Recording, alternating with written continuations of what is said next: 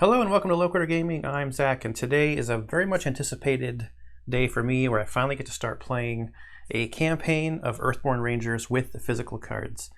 So I have done on the channel a couple of iterations with the demos. There was a demo a couple of years ago, and then there was a second demo that had some more stuff and different stuff in it. I played that stuff on the channel here. I also played the demo with Derek at Kanj Studios on his channel to teach them the game.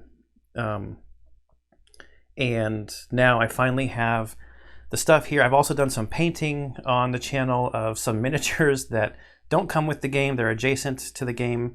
They probably were in a slideshow at the beginning. I don't have my Ranger miniatures yet. I did not get those with the Kickstarter. I don't know what I was thinking when I was filling out my Kickstarter stuff, but I didn't get them with that, so I ordered them from Team Covenant. So I'm waiting for Team Covenant to get their stuff and to ship them out. So I will be doing some painting of the Ranger tokens here on the channel. But yeah, so this is Earthborne Rangers. There's probably going to be a lot of talking at the beginning. I want to do a little bit of setup on how I was thinking about when I built my two decks. I am going to play two-handed. A lot of times when I play these types of games, I like to see more of the game because I never know how often I'll get to go back to a particular game. So I often play two-handed even when I'm playing solo, just to see more characters, more cards, more interactions, more mechanisms, things like that. So I will be playing two-handed. I might do a true solo run after this because there's a Shaper deck that I kind of want to try, but it's kind of similar to this one, so I don't know if I'm actually going to do that one. But anyway, so that's for the future. I think maybe a little bit of brief lore intro, I guess, and this is probably not exactly right because it's been a while since I read all the lore stuff. But so this is I think it's like 2,500 years into the future. We'll do this very brief, like the Reader's Digest version. Mankind had run the Earth down into the ground, and instead of like just giving up and there being this big apocalyptic scenario, they kind of banded together and wanted to change things. So they started on these things called generational projects, where they built these big machines and things to retransform the Earth back into a habitable place. And they created these things, I think they're called biomelds, to help clean up, and they had very specific jobs and stuff to do on the Earth. But they had to go into these things called arcologies, which were like little underground colonies, and they were down there for several generations. And then the Earth finally got better, and the systems that were running the arcology started to get old, so the people started to reemerge back onto the Earth. And it's been several generations again, I believe. And this group that lives in the valley where we are, their arcology wasn't even in this valley, so they were wanderers from somewhere in the Midwest area of North America, and through their travels found this valley here to be a place they wanted to inhabit. So that's kind of the setting. It's a futuristic setting in this valley, and we are rangers. We're here to protect the valley, the inhabitants of the valley, and human or otherwise. So I think that's good. We'll get a lot more story and lore because this is a campaign game that has entries to read, and we will learn about the people and the valley through that. So I'm going to touch a little bit also on the decks. I was approaching deck building a little bit differently than how the prologue does it, although I think the prologue is very cool for introducing people to the game and the concepts. Even though you don't necessarily play like full turns with a full deck starting right out the gate, it's a very cool way to introduce people to deck building.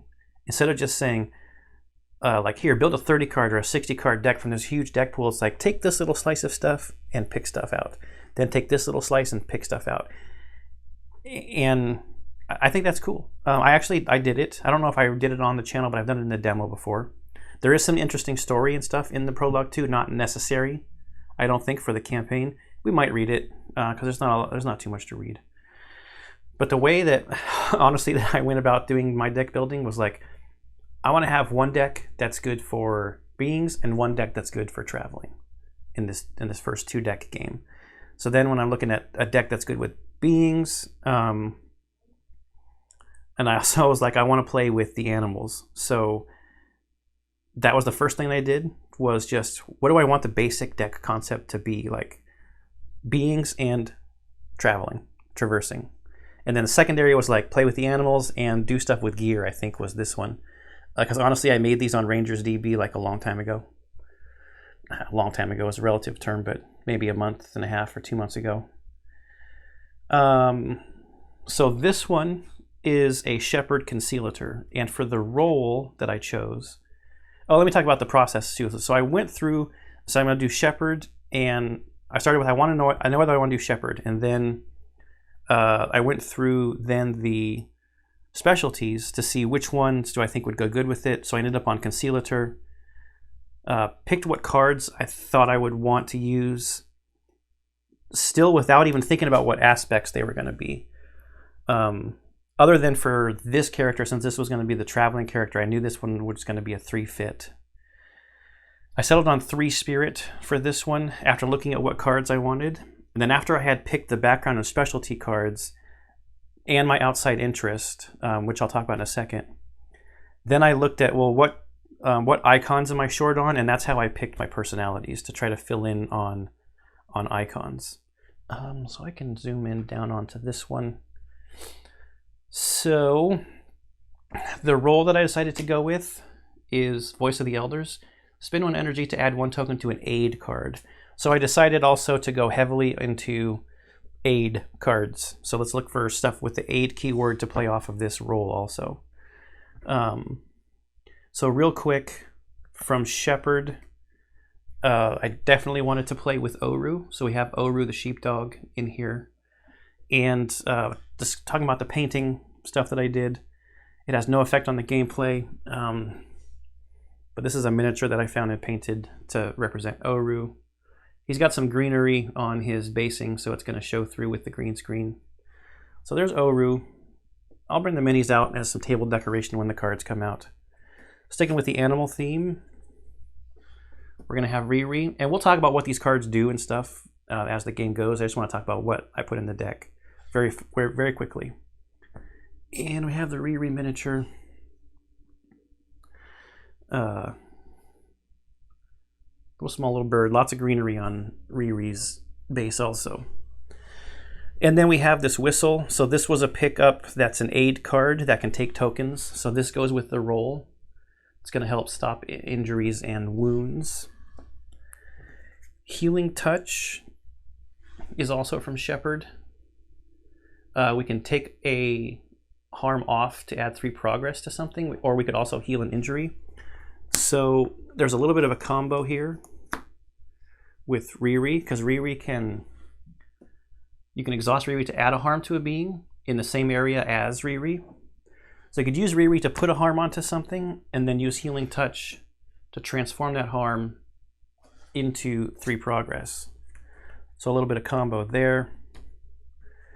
And Homeward Bound is nice. Move all progress from being to a feature. I don't know if we'll do that a lot, but it does have 2 icons on it. So that could have been a reason why I put that one in there. Then from Conciliator, I've got Pakodo, the other animal. Pakodo is one that you get a 1-for-2 addition of progress onto a being. And here's our little Pakodo. Our little Pakodo ferret on top of some rocks, or a very large rock. Surveyed Land, we'll see how this one plays in. This is a green card, so it's not going to show too great on the green screen. But this will help reduce the presence of features, just in case I need to interact with the feature, or I need to help the other character interact with the feature. The other thing too is that this is an aid card. So while we only start with 1 token, we could pump this up to help bring down if we run into a feature that has a lot of presence that we need to try to tackle. So speaking of aid cards, we also have the Intention Translator. Will help with a connect test, since we are a 3-spirit ranger, and the person who's going to be dealing with beings primarily, then connecting might be something we're doing quite a bit. Speaking of connecting, after we succeed at a connect test, we can add progress to a feature equal to our effort. So a little bit of feature help, plus that's a 2 conflict icon card. And then this last slot, I was really conflicted on if I wanted to take a Dear Friend, which helps you dig for a human in the path deck, then does some other stuff. Or there was another card, oh, that lets you exhaust a being. And it's not a test, so that actually seems like a good card as well to potentially have in this deck. My outside interest, I wanted to stick with the aid. So here we have an aid card, Trail Mix, that allows you to soothe fatigue equal to your fit. My personalities, again, just helped fill in icons that I needed help in the deck. So we'll have to shuffle this pretty good, which we will do once we get into the story, because there are parts in the story that tell us when to do setup. So here's our aspects: 2 awareness, 3 spirit, 2 fitness, 1 focus. Okay, we'll go through this one fairly quickly. It's a lot of traveling type stuff and gear stuff. So we'll start with probably everyone's favorite gear card, pocketed belt pouch. Lets you search for stuff, and it brings the slot requirement of other gear down. This one I think I might have just included because I didn't like the other options, and maybe it was to get the heart. Choose an attachment in a ranger's discard. That ranger may immediately play that attachment as if it were in their hand. There was some attachment. Oh, I think, and yeah, also I think it might have been for this card too, because this has 2 icons on it. So I don't know how much masterwork will be actually attached in getting me extra commitment on tests, because you have to actually do a test on the equipment for this to work. But it's a 2 icon card, and it is an attachment card. So even if I use it for the icons, I can still use the Mother of Invention to get it back out of the discard. And then these are more gear cards from the Artisan. Favorite gear helps you soothe when you use the gear that it's attached to. And the right tool. To choose a ranger, that ranger can discard one of their equipped gear to search a ranger deck for a gear card, equip it without paying its energy cost. So you get to search. Maybe if you have something that runs out of energy, or not energy, runs out of tokens on it, you could get its replacement. So let's talk about traversing now, because we have the Explorer set here. Walk With Me is just a good card. You can do a big traverse test and then put a bunch of a bunch of progress on a being. So it's like 2 for 1. It's like the opposite of the card that we were looking at in the other deck. Field Journal is just good gear that helps you get effort when you're interacting with a feature. So that can help to get tests up. When a ranger scouts, increase number of cards scouted by 1, and this is any ranger. And Riri in the other ranger's deck has a scouting ability on that card, so we might get some synergy between. And this does not have or require tokens. That's just a, hey, whenever you scout, you get to scout an extra card. Hiking Staff is gear that helps with traversing. It helps with adding progress to a trail, but it also has a way for you to harm beings if there's beings that we need to harm. It's not super efficient because it's 1 harm for every 2 effort, but harm thresholds tend to be a little lower. And then we have Boundary Sensor. This is the one that when you perform a traverse test, you can get an extra effort. So we'll be looking to get our belt pouch out to reduce the gear slots of those things. And then we have stuff that really works off of trails. So I just went with trail markers for the outside interest. Even if you don't need it to be a trail, this can be a good card to just boost the number of progress that gets added when you're interacting with the card. The personality cards, again, just filled out weakness in icons in the deck. Our role. I'm trying this dodge one, Undaunted Seeker. So we get to dodge a card. And our aspects are 2 awareness, 1 spirit, 3 fitness, 2 focus. Okay. And we will talk about cards as they come out and they get played even more throughout the game. But I hope that was, for someone who doesn't know the game, that probably wasn't that useful as far as information goes.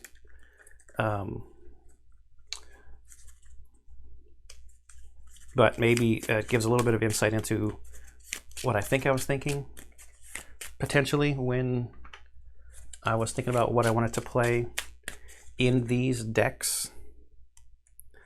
I might not put a common test card in each of the player areas just for space. I've already got the play mats overlapping a little bit just because of what we can see on the camera.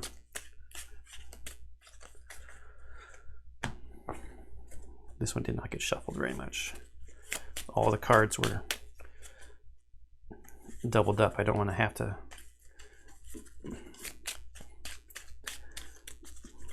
mulligan straight away because maybe I pull like 6 personality cards. So speaking of mulligans, I will probably mulligan hard for the animals in this deck. And I think I'd like to get a pocketed belt pouch and maybe boundary sensors out of the other one. The cards in that deck honestly do have some things that help traverse, but I think the biggest thing with traversing here is just having the 3 fitness energy. We'll see. Hopefully 1 spirit isn't a bad idea, but I mean, you can't have it all, right? You got to have one that's a 1.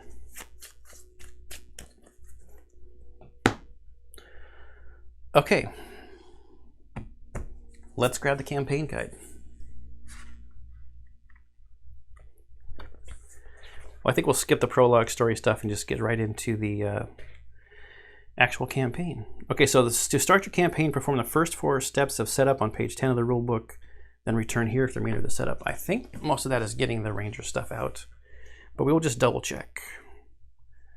Setup player areas. Aspect card, rule card, yes. Draw starting hand. We do need to draw our starting hand.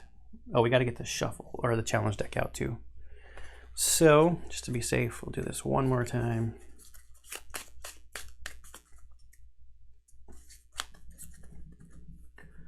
One, two, three, 4, 5, 6. We got Riri, we got Oru.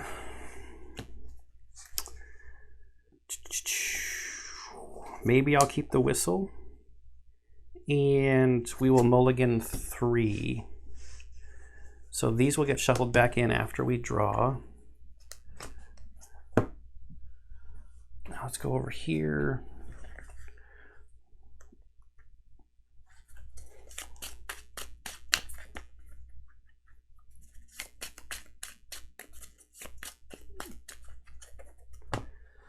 Okay.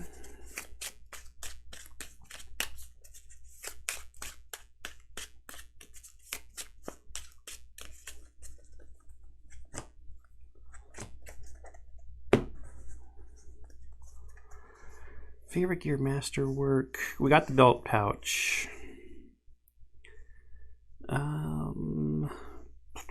Maybe we'll keep this. Maybe we'll keep a masterwork for the 2 icons.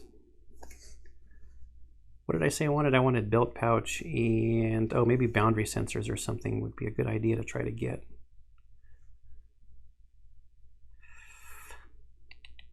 I mean, it's day 1, right?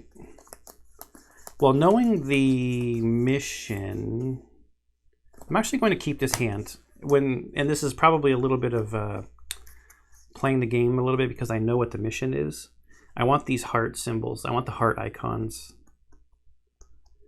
Since we have the belt pouch over here, well, actually, no. With the 3 spirit, we probably will putting the biscuit basket over there.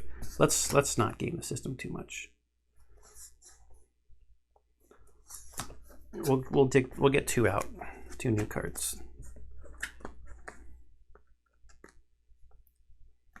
Although on the flip side, you could argue that because my spirit is only 1, it still would be nice to have hearts in your hand anytime, even if you don't know the mission, to be able to help connect with beings if I need to talk to people or understand some animals. Okay, we got 2 trail mixes and a dear friend. A dear friend is kind of fortuitous because we could work on the first mission like right away. Okay. And over here we ended up getting another favorite gear and the right tool. The right tool is kind of interesting actually, because since we got 2 trail mixes on this side, if we found some way to equip the other one, we could use the right tool to be able to dig for another. What other gear do we have in this deck though? I already forgot. It's been 5 minutes since we went through the whole deck and I can't even remember. Which you will find is a common occurrence with my brain, that I can't remember stuff even 10 seconds after it happens. Lead Ranger. We kind of need some, or I will forget, some kind of Lead Ranger token or something. I'll just remember. We'll just go with the left-hand side. Voice of the Elders, character. Oh, you know what I haven't done? I'm going to throw in a cut. I have not printed out a campaign guide. Let me throw in a cut, print it out. I'll be right back. Okay, crisis averted. I also got the challenge deck out, so step 4 is to shuffle the challenge deck. The challenge deck and the path deck and their discards are going to be a little off screen, but I don't know that that's going to matter, as long as like the stuff that we are interacting with is here and visible for everyone to see. Okay, so that was steps 1 through 4, which was the first instruction of the campaign, and starts with some story now. Crushing the gentle, grassy hill, you see the unmistakable silhouette of Lone Tree Station rise out of the highlighted plains before you. Lone Tree Station is aptly named. The single, massive giga redwood towers above the hills and swaying grass that surround it. You can just make out eaves and balconies among the gnarled bark, doors tucked into the winding roots, and hanging gardens suspended from branches. As you draw closer, a woman in a freshly pressed cloak steps out from the main entrance and waves. Calypso, your mentor for the past 9 months, strides towards you with a man who looks just about your age at her heels. "Hello," she cries out. "You made it. Just look at you." She clasps your hands, her smile warm, her grip firm. "I'm glad to finally have you here," she says. Then she turns. "This is Cal Ivor. I trained Cal last year, right before I started training you." Cal Ivor gives you a nod in greeting. "A pleasure," he says. Put the Lone Tree Station location into play in the surroundings. Lone Tree locations.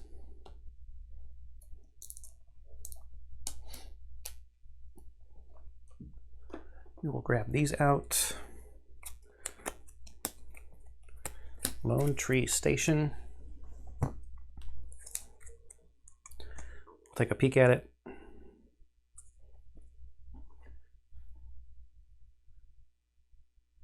It is a location, it is pivotal, it is forest, and it is a ranger station.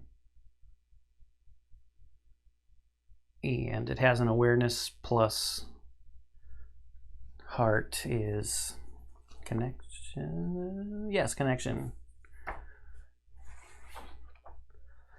so that we can scout, and it takes 3 progress per ranger. It has 1 presence. We'll worry about setting up rules, the setup rules on the back, when the book tells us to worry about it.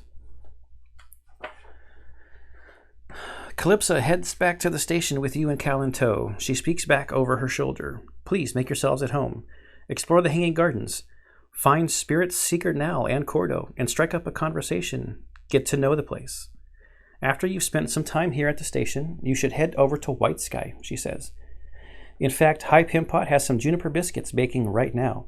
His food is legendary around these parts. Once those biscuits are ready and you've had a chance to poke around, take a parcel over to White Sky and offer them to the people you meet.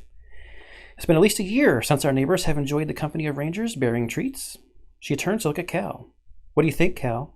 Good way to get started? Cal grins at you in a way that you can't quite describe as a sneer. Handing out baked goods? I think that's perfectly suited to their abilities, he says. The Rangers choose. A. Tell Cal what he can do with his condescending attitude. Or B. Ignore him. Well,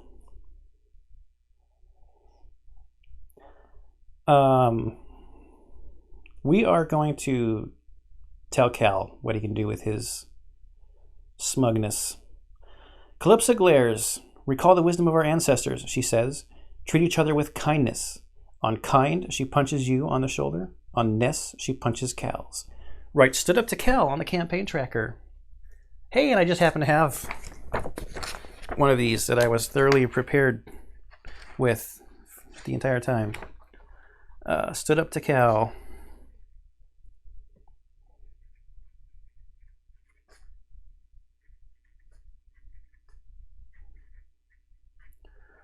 Stood up to Cal. I guess we should mark that we are on day 1. Maybe it's going to tell us to do that. Continue reading. Gain the Biscuit Delivery mission. Missions.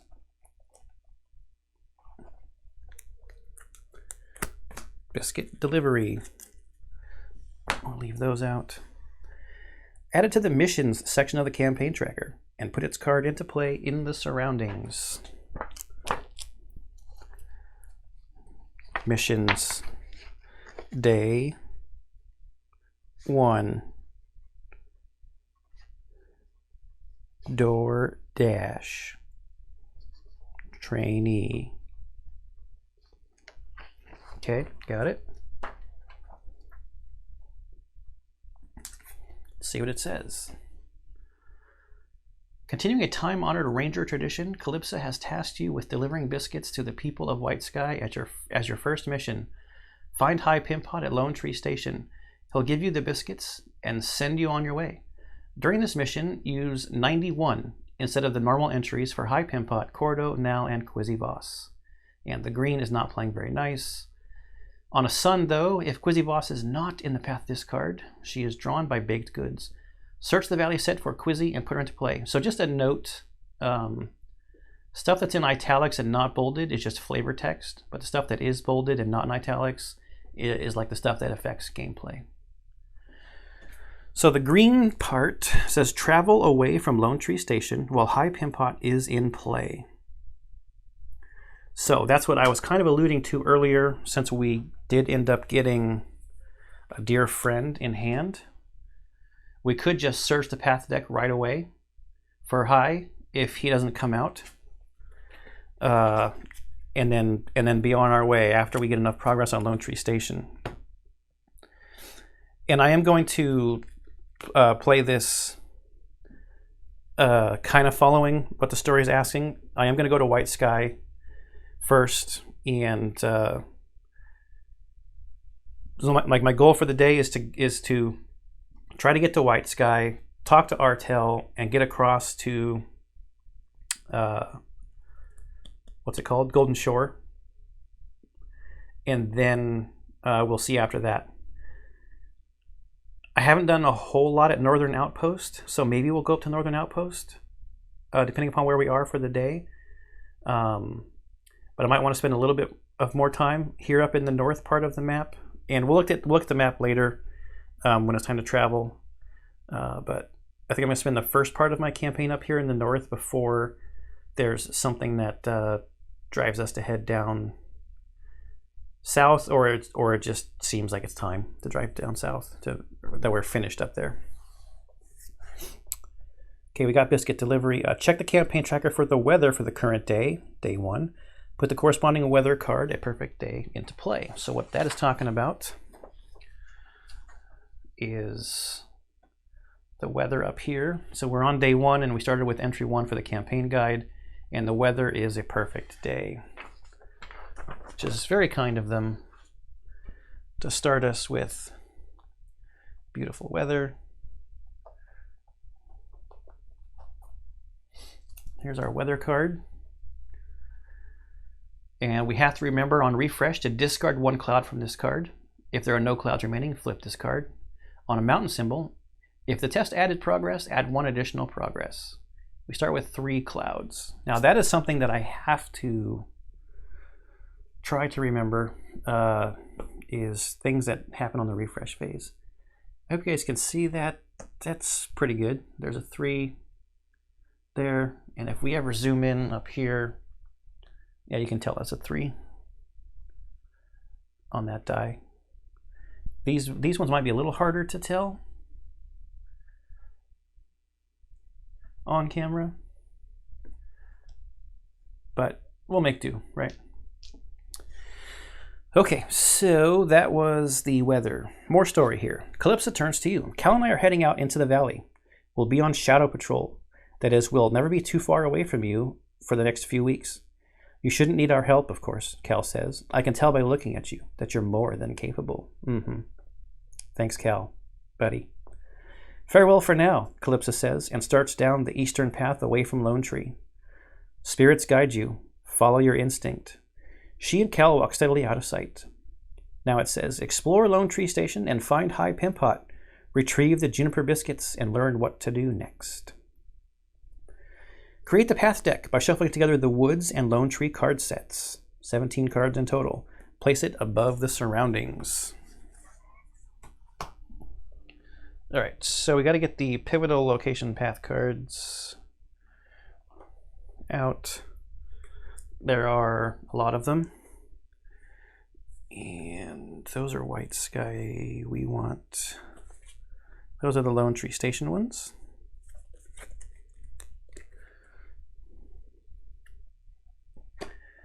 And we want the Woods. The Woods.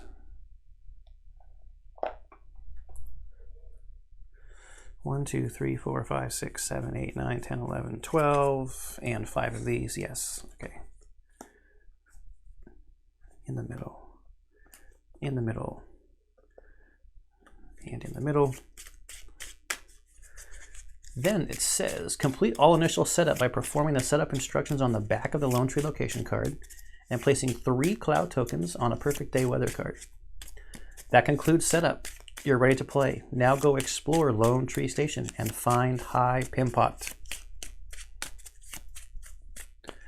Will do. Okay, path deck. The back of Lone Tree Station says,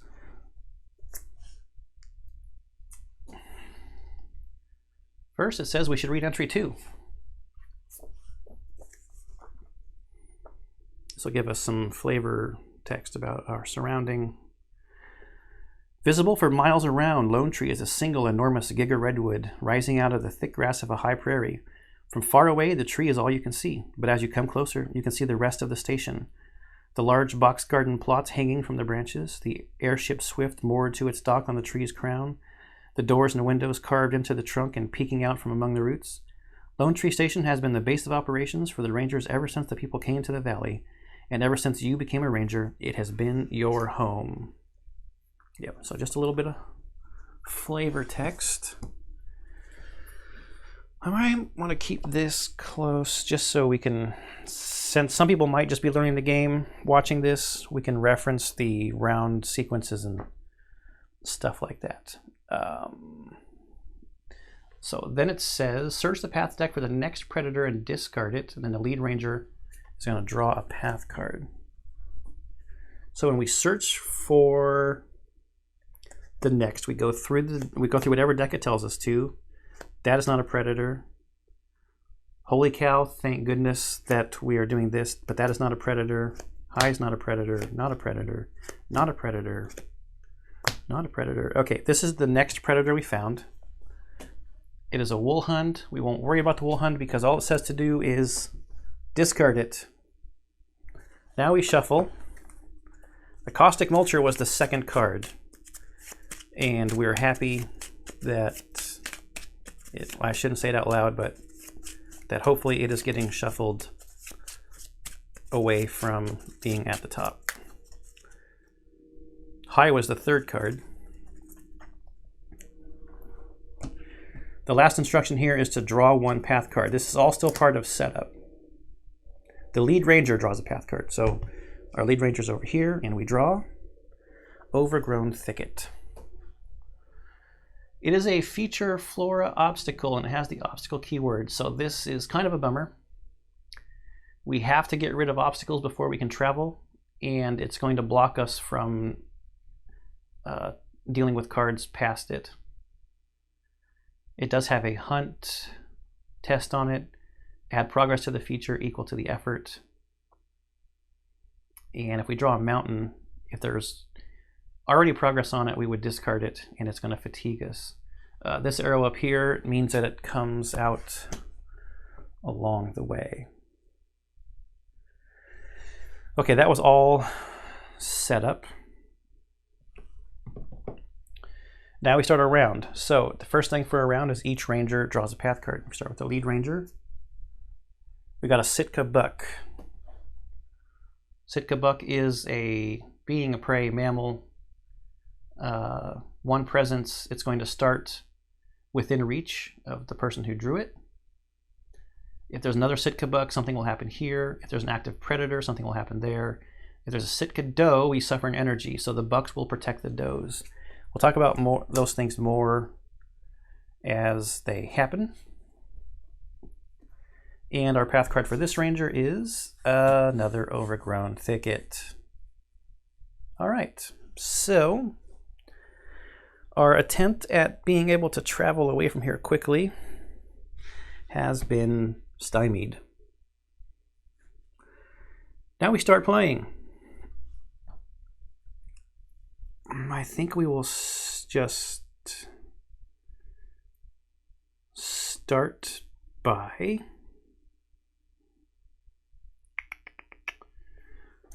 let's just get our animals out, I guess, right? So let's bring out Riri, and we can have some fun with our little miniature, little Riri miniature.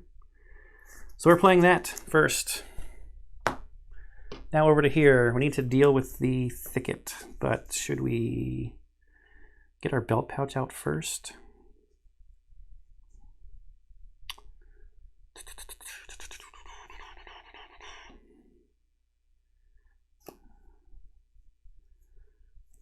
I think we do. So we're going to get our belt pouch out, and it's going to come out with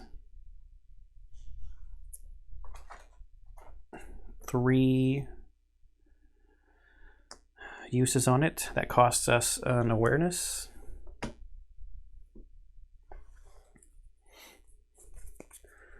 Not doing any tests yet, so we're not really interacting with stuff on the board.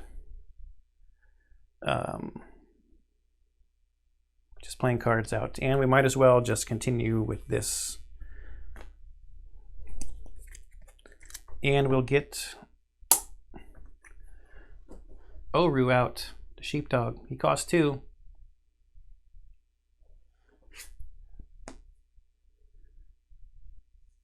Let's put him over here. Let's try to keep our animals a little bit separate from. They do come out within reach because they act kind of like path cards, but they're ranger path cards. Now we have 2 of our little friends. Okay, back over to here. What I think I'm going to do is I might want to. Do I try to get boundary sensors? In order to play them, it's going to cost me the fit that I would be using.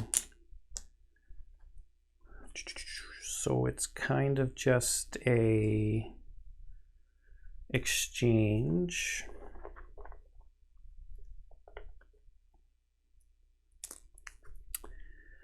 I think I am. I think I want my boundary sensors out. So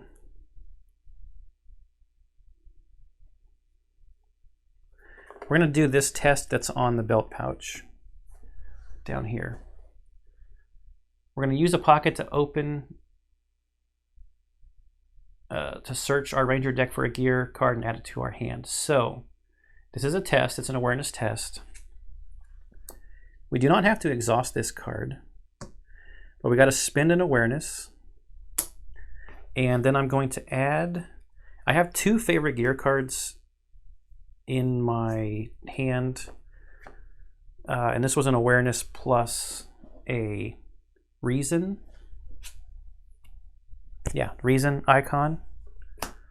So we're sitting at 2, and the threshold is 1 because there was no target number on there. So we're sitting at 2. Our challenge card is a 0. So we pass.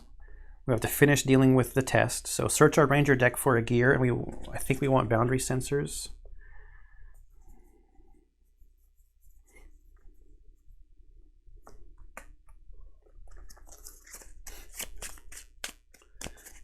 We add it to our hand.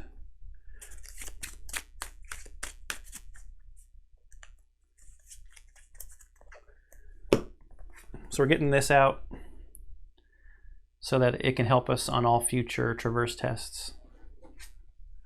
And it goes in our hand. Now we have to deal with this. So the way that challenge effects work, or challenge icons, sorry, is we go weather, location, missions. There is no crest symbol. Then along the way there is no crest symbol. And they kind of trickle down to who the current ranger is. So it'd be going down this way. We look for crests in our area over here. We don't care about stuff that's in front of the other ranger unless we were interacting with a card in front of that ranger. Then all the stuff in front of us and them is active. But so there's no crests trickling down through us. No impact. Okay, so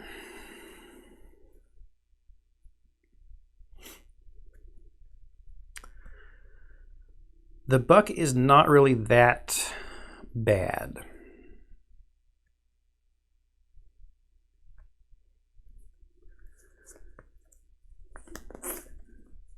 It might be fine to take a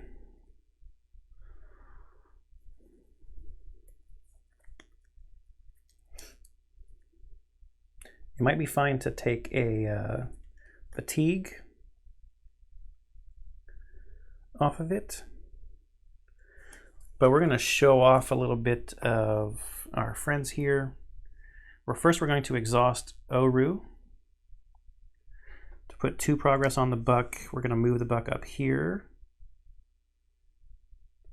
because his exhaust ability says move a being, add 2 progress to it. That doesn't take our turn. That's just an exhaust ability.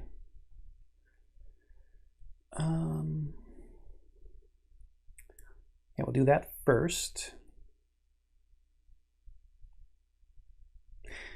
Actually, you know what? I want to do that second, because you can do exhaust abilities at the beginning or end of your turn. Because I actually want to take a fatigue here.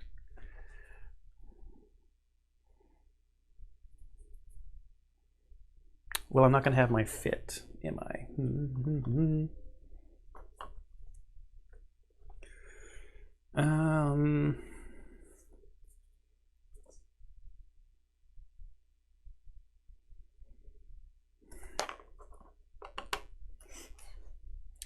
What I'm contemplating is, do I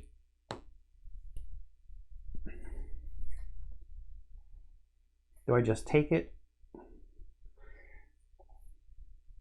because I can soothe it back with the fitness test off of Oru, but that wouldn't be able to be this turn if I use this to try to traverse.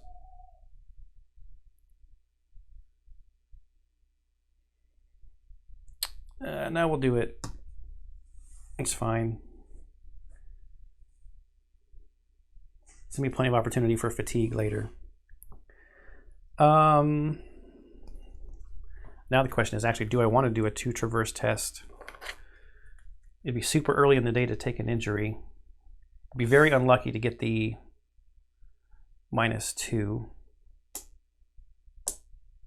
But traversing is one where you like almost want to have it in the bag, right? Like that it's going to happen because you can take an injury if not. The other thing I could do is search for high pin pot, but I need to get these out of the way first before I even think about dealing with high pin pot.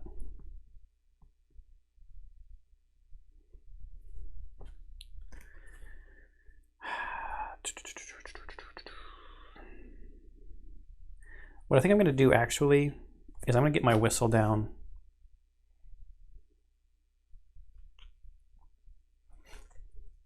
This turn.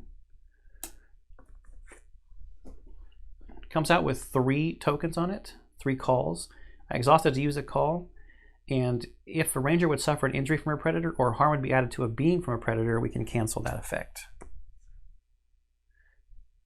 So let's get 3. Now let's go back over to here. We're going to spend 1 fitness to get our boundary sensors out with 4. And that's the turn.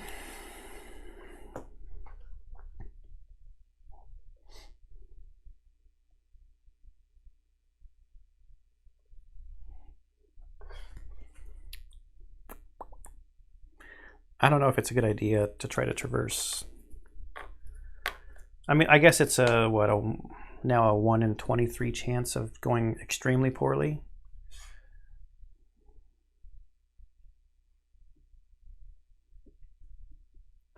Or do I just keep setting up?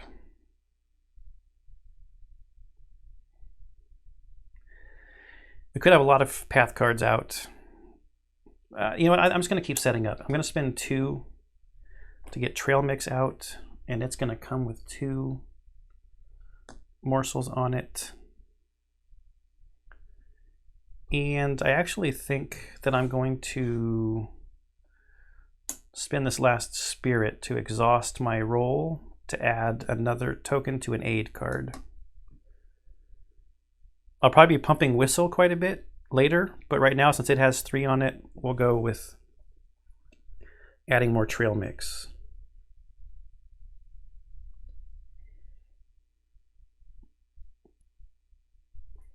Yeah. Okay, so let's do a traverse here. We've got 2. And we're going to use one of our boundary sensors. So we're sitting at an effort of 3, or a commitment of 3. I'm just going to go on this first overgrown thicket here.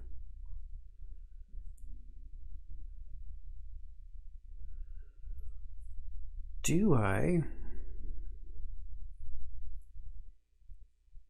Sure, we're going to commit masterwork for its exploration symbol. So we're sitting at 4.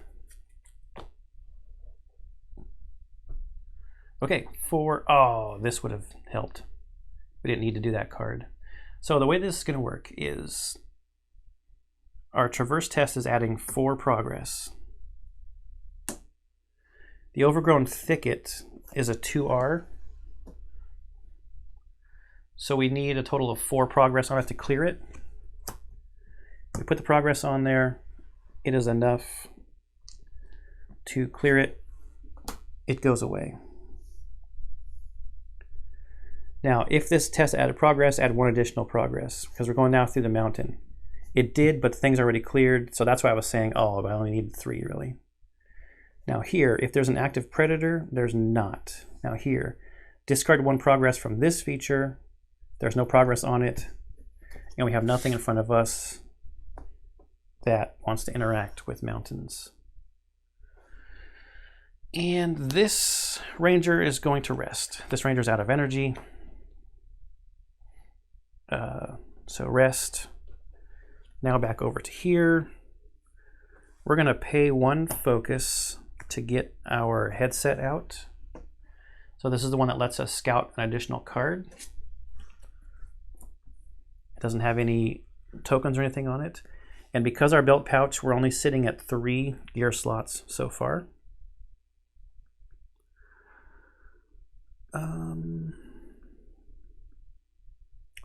I might hold on to favorite gear until I actually have some fatigue.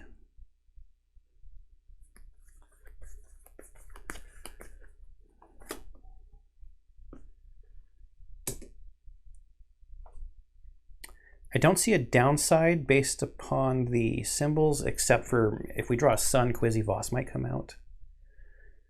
So let's have some fun. And this person's already rested. We'll go back here. We're going to try, I guess we should talk about the common tests real quick. The common tests that are always available to you. You can traverse, and X is the presence of the card you're trying to traverse. This is the one I was talking about. If you fail, you suffer an injury. It's fitness plus exploration. To connect with a being, so the top one has to be a location or a feature. The second one, the connection one, has to be a being. It's spirit plus connection to add progress to a being. The third one is remember your training. Is focus. You can scout ranger cards to get another ranger card. And the last one is to exhaust beings. So these are always available to you. We're doing the second one, the connection, with a spirit of 1. And this one has a threshold of the presence. The buck is a 1. So it's a threshold of a 1. There's no downside to this one, other than we're going to have a challenge icon that we're going to have to deal with. It's a -1, so we ended up with 0. And the mountains, we did not add anything. That would have been nice if we could have. No active predator, no, and no. So, okay, so now we're also going to rest. There's not really a walkthrough of what you do when you rest.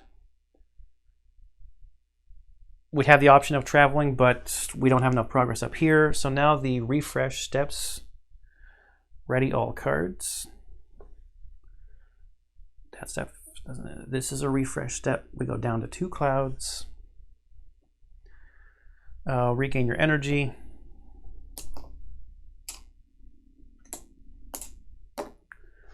Draw a ranger card. We drew Homeward Bound, where we can move progress from a being to a feature. That might not actually be too bad right now, actually. And here we get 3. And we draw Field Journal. That's pretty excellent, actually. It takes a little bit of setup, but that's nice. Now we go back to the top of the round and we draw path cards. Another buck. So now we have to worry about the top one here. If there's another active Sitkad buck, exhaust this being, add 2 harm to both this and the other Sitkad buck. That might not be too bad. It could help us clear some stuff out. Now this Ranger's Path card is Spirit Speaker Null. Spirit Speaker Null has a journal entry of 45. But she's on the list. Remember, our mission said we have to use 91 instead. So we go to 91. Upon entering play, if we're looking at Spirit Speaker Null, we go to 91.2. You come across a woman sitting on a meditation pillow, her eyes closed. She doesn't open them, but gestures for you to come closer. We're happy to have you, she says. I'm Null, the spirit speaker here at Lone Tree Station. Sit with me for a minute, then we can talk. Clear Null with progress to speak with her further.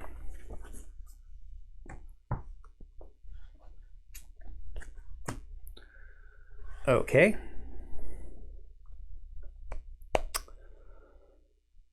She does have the friendly keyword, so we do not have to worry about her fatiguing us if we interact past her. We still need to get rid of this and put a bunch of progress on Lone Tree Station for us to be able to move away. The Bucks could help take care of themselves.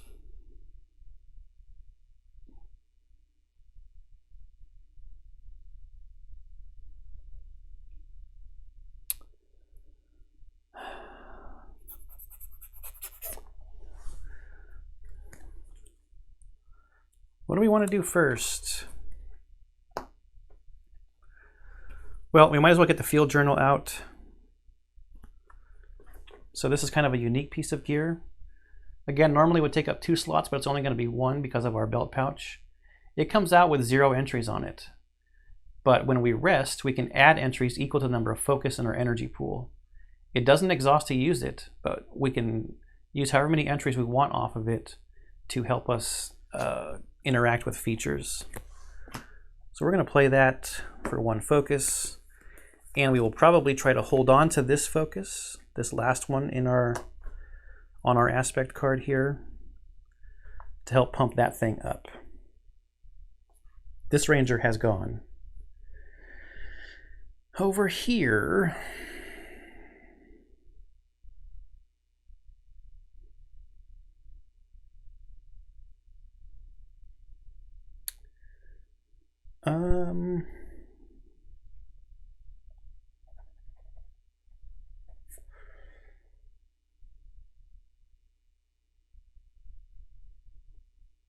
let's do this. Let's, I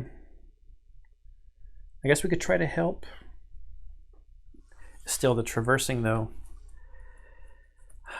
2 against 1. The -2 gets closer and closer. I might want to keep 1 spirit to interact with, or I mean to be able to play a dear friend to get high pin pot out. If we can put progress on Lone Tree Station. Boundary sensor though, let's do this. Yeah, let's do it. Okay. We're going to do a fitness test to traverse this obstacle. We are interacting past this Sitkad buck, so we have to take a fatigue because it has a presence of 1. Our ranger over here, the boundary sensor says when a ranger performs a traverse test, we can commit an effort. So we're seeking an effort of 3 versus 1. We can't fail because even a -2 is going to be 1 against 1. So let's draw. We got a -1. So that takes our committed effort of, or committed energy of 3 down to a total final effort of 2. So we put 2 progress, and then we go mountains. If the test added progress, add an additional progress. It did.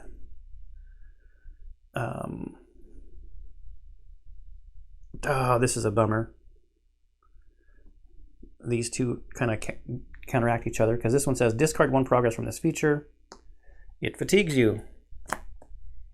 If there's an active predator, there's not. So that was kind of a bummer. Now, before our turn ends, let's use Oru to bring this guy back down and put 2 progress on him.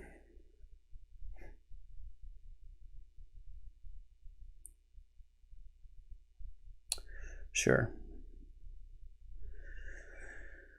So now over here, I think we will just try to get rid of the thicket. So we're going to put three fitness onto this.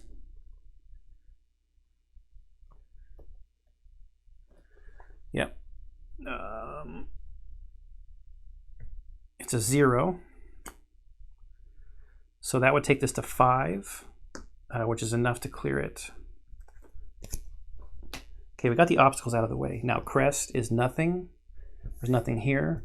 Her crest says if there's an active predator, exhaust it at harm to this being. So there's not an active predator, we don't have to worry about it. Okay, we got that stuff out of the way. Now, I guess we just try to connect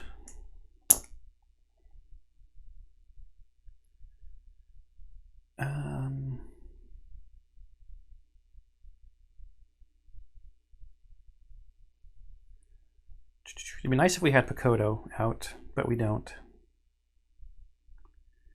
Just try to connect with this buck just to get rid of it.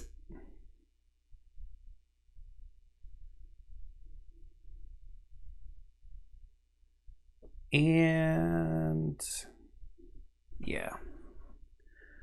So we're going with 2. Okay, +1 is 3. The threshold was 5. It was already at 4. So it's done.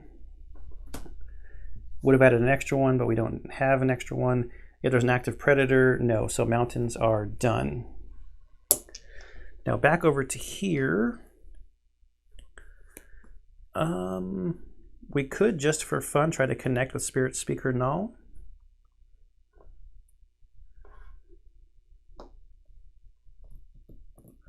Is there another piece of gear we would like? Maybe our hiking staff?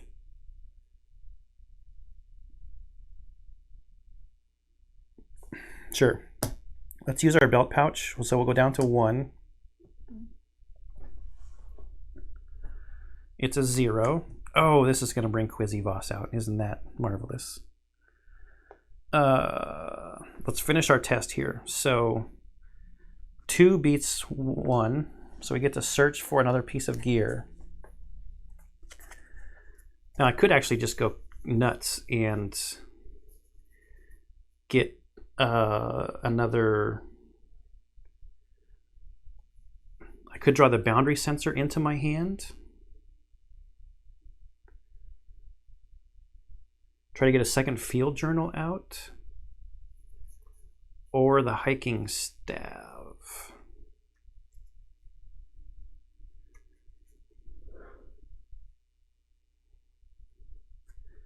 I actually kind of like the idea of knowing that when my boundary sensor runs out, I have another one in my hand.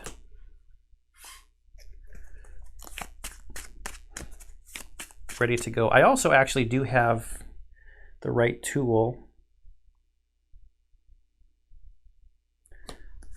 which might be good to get the staff out with that later, to be honest with you, because it's more expensive.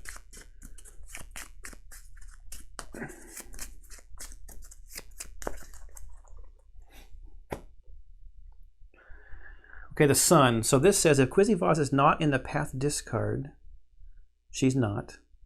The flavor text says she is drawn by baked goods. Search the valley set for Quizzy and put her into play. Okay, so she's in a different set. Oh, she's right on top. Quizzy Voss, he's a being, human villager. She is fatiguing, so if she is not exhausted when I rest, she will fatigue me. She does steal progress or tokens, and I think this is supposed to say flora instead of plant. Should be flora, insect, or gear. And just like all humans, we need to protect her from predators. So let's read Quizzy's entry in 91 because we are on Biscuit Delivery mission. 91.4. You feel a tug on your backpack and turn to see a young girl suddenly walking beside you. Hi, she says. Do you smell something? Is High Pimp Pot baking his famous juniper biscuits? Can I have one? Which way to the kitchen? Clear Quizzy with progress to help her find the kitchen. Okay, now I'm wishing I had not used Oru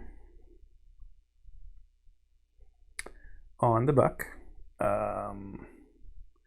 So this is the other bummer, because that was here. There's nothing here, but now we go here, and her son is going to do something. So you have to either discard one progress or one token from a flora, insect, or gear. So we will take the last token off of Belt Pouch. And we have to shuffle.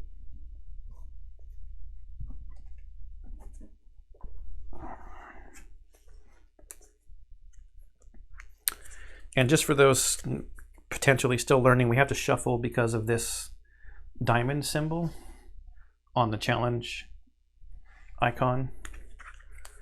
There are 4 of those in this deck, 1 on each of the -2 cards.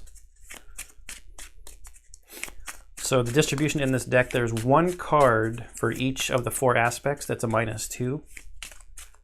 Each of those has a reshuffle icon on it. Then the rest of the numbers in here are zeros, or are -1s, zeros, and +1s. There is no +2, unfortunately for us. Okay, so the only thing that has me a little bit concerned is that the more we dig through this, the closer we get to the Caustic Mulcher.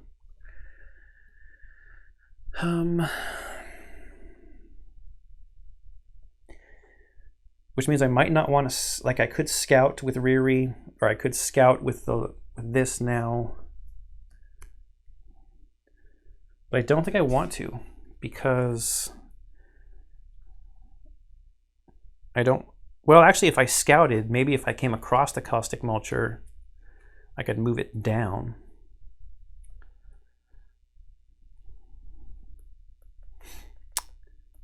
That is something.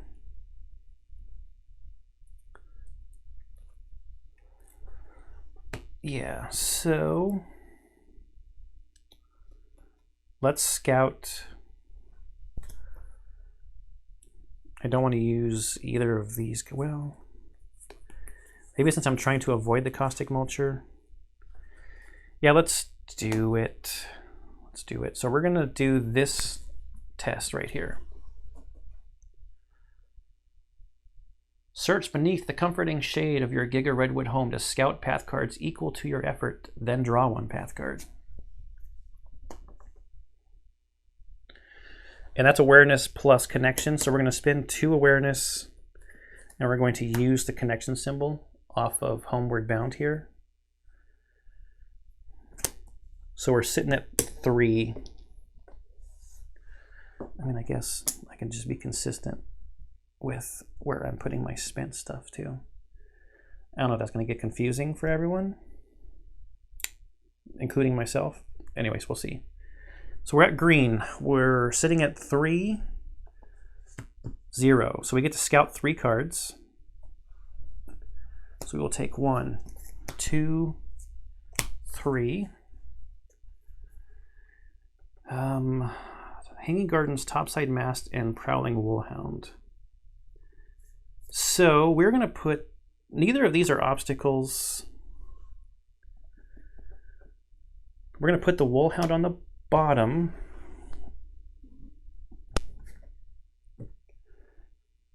And these 2 on top, because I know they're not bad. Oh, we have to draw 1. Don't we?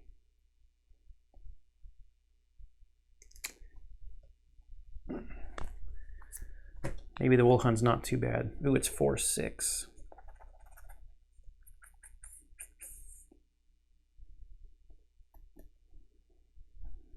I don't know. Caustic Mulcher becomes a potential. Okay, so scouting means you figure out how you want the cards to go. You put them where they're supposed to be. Then you finish reading the instructions, which this one then says, draw 1 path card. I see a lot of people who think that they need to draw cards from the cards that they scouted, and that's not the case. Scouting is just the act of looking, putting them back where you want them in the deck, and then you finish the instructions, and this one does have a draw path card. So this is topside mast. Feature structure ascent, and it has an entry 42.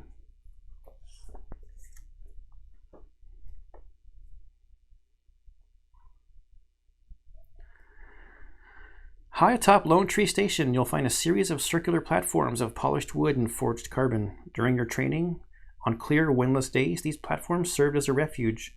You would often spend your free time in the afternoons bathing there in the sun, sitting in quiet contemplation and looking out over the mirrored surface of White Sky Lake. You'd also look wistfully at the airship known as the Swift, its hull gleaming in the sun, as Ben Amon would climb aboard and launch it into the air. The legs of the vehicle would compress and then extend with a sudden movement, propelling it upwards with tremendous force. Then once it reached its apex, its wings would unfurl, and the glider would soundlessly soar toward the horizon, steadily descending as it flew toward its destination. Calypso told you and the other initiates that it was prone to roll and crash in inclement weather, and if you flew at any great distance, its energy cells would drain, and the Swift would grow inert, unable to launch for days before the cells recharged. All this was clearly meant to dissuade you from taking the Swift out on your own, but when you look at the airship, you can't help but feel a surge of excitement.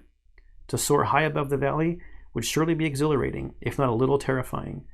Now that you're a full-fledged ranger, perhaps you can convince the crew to take you for a ride. Clear the topside mast with your ranger tokens to take the Swift for a ride. All right.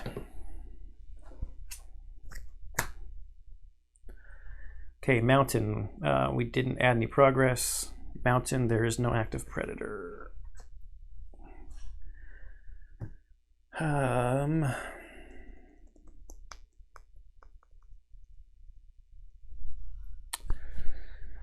Do we try to connect with Quizzy? We have the chance of drawing a sun. She is persistent. Sure, so we're going to try a connection test. Ooh, plus, we did draw a sun. I should not say things out loud. But, so our effort is 2, so we're going to put 2 progress on Quizzy. And we have to either discard 1 progress or token from a flora, insect, or gear. Darn it, Quizzy, you're using up our boundary sensors. Because the only other sun is this, and we already have Quizzy Voss.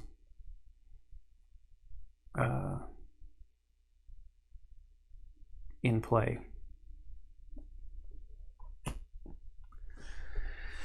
Over to here. I think we're done with this ranger. So we're going to rest over here. And we will rest over here. So Quizzy has the fatiguing keyword. Her presence is 1. She fatigues us for 1.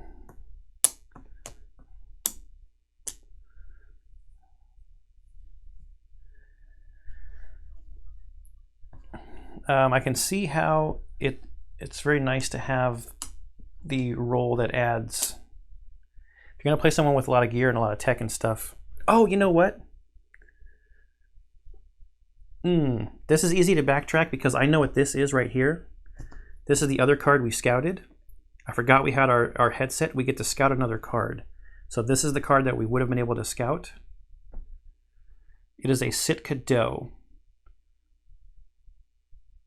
which is fine. I do want it to be over here. If there's an active Sitkad, you do not want a buck and a doe in the same spot, but it's not the caustic mulcher. So I will put it like that. Got to remember our gear. Also, when I rested, I had a focus trying to remember gear. So this gets, the field journal gets an entry on it.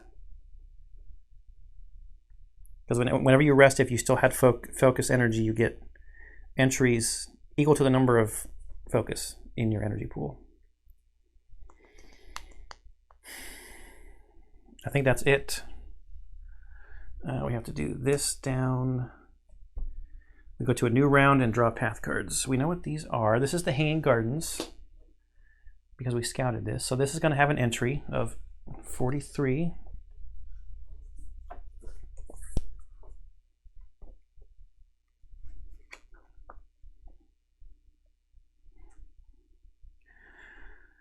"5 meters above the ground, you step out of the doorway leading into the trunk of Lone Tree and onto the wildly swinging catwalk of boards and rope. You keep a firm grip as you make your way toward the massive boxes, each as large as a flatboat and overflowing with plants that hang from the tree's thick branches.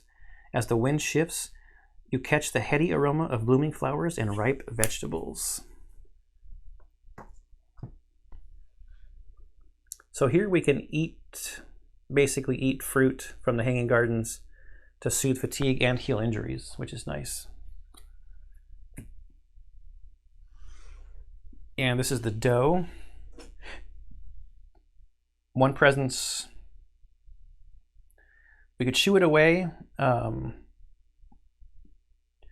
So the bad thing is on a sun, the buck will move to be over there with the dough. And you do not want them to be in the same area, because then the buck will start injuring you if you draw crests. Okay. I forgot to draw ranger cards. So, okay, we draw a Riri. We don't need a second Riri. So we could use that for the exploration symbols. And another right tool.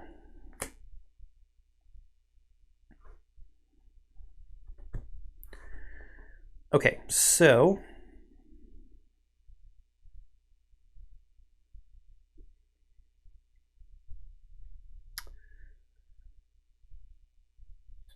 we want to get progress as fast as possible onto Lone Tree Station.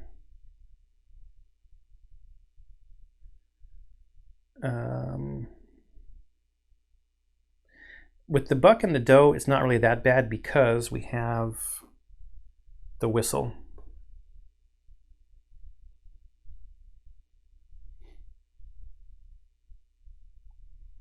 I don't want to take a whole lot of fatigue though. There's not a lot of bad icons out. So let's actually start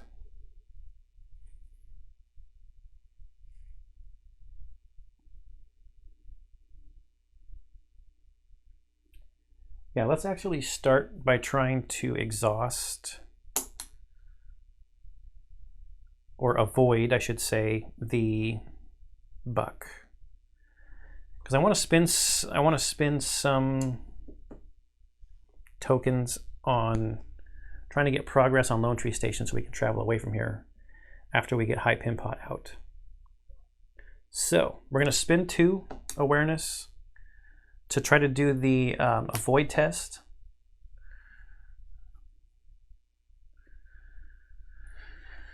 Should I guarantee it?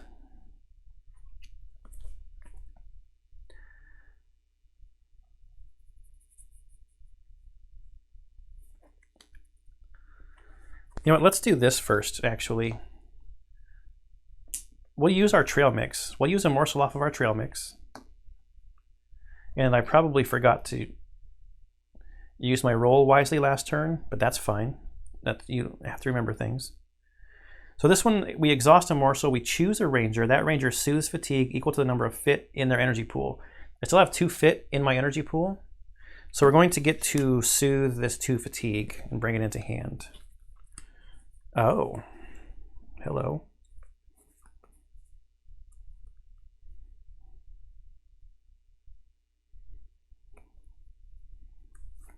Well, that's nice.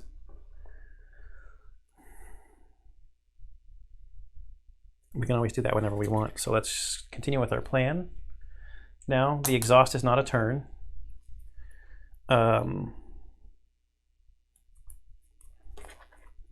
And I want to guarantee it. Do I? Sure. So 2 awareness plus a conflict icon from Trail Mix. We're sitting at 3. We're trying to avoid the buck here. Good thing I did, because 3 minus 2 is 1. Its presence is 1. So it gets avoided still. Suns, Quizzyvoss is in play.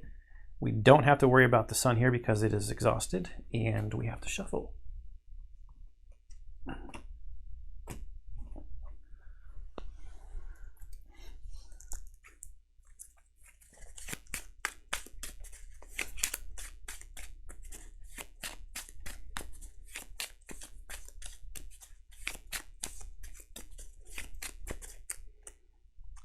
Soothing fatigue is good. Pretty obvious statement, I guess. All right, so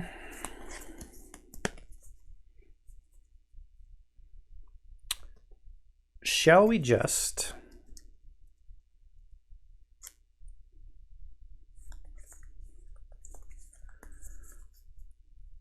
try to traverse?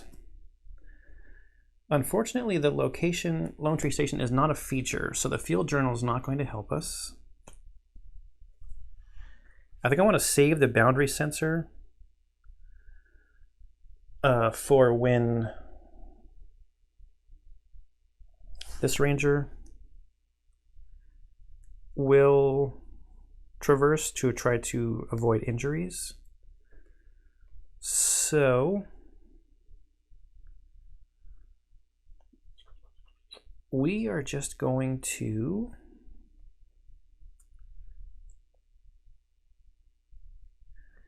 you know what I'm going to do actually? I was going to play a card. I'm going to play favorite gear. So we'll spend our spirit. Yeah, I'm going to get confused by that. So we're going to attach this. After you use a token from the attached gear, soothe the fatigue. We're going to attach it to field journal. Because I don't think field journal is going to be going away. I have a plan for boundary sensor to go away. And in the future, we will probably be using quite a few tokens off of this. So that's fine. Okay, back over to here. We are going to traverse the station. And we are going to commit a effort from boundary sensor over here. That's 1, 2, 3. And we're also going to commit Riri. Riri's exploration symbol for 4. So we're sitting at 4. Minus 1 is 3. We did have to take a fatigue for going past Hanging Gardens. This has a 0. Okay, so crests, no crests that are active. We're good there. Now over to here. We're going to spend 1 awareness to play the right tool. The ranger can discard one of their equipped gear to search their ranger deck for a gear and equip it without paying its energy cost.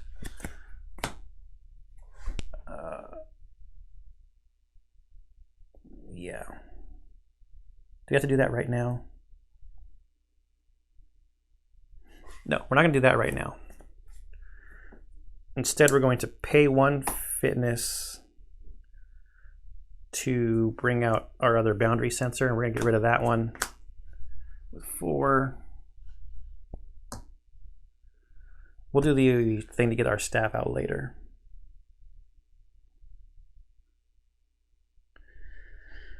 That's this ranger's turn.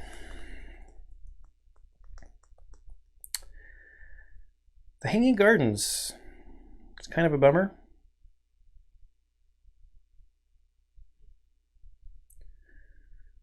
We could, let's see. I should have been using Riri to add harm to stuff.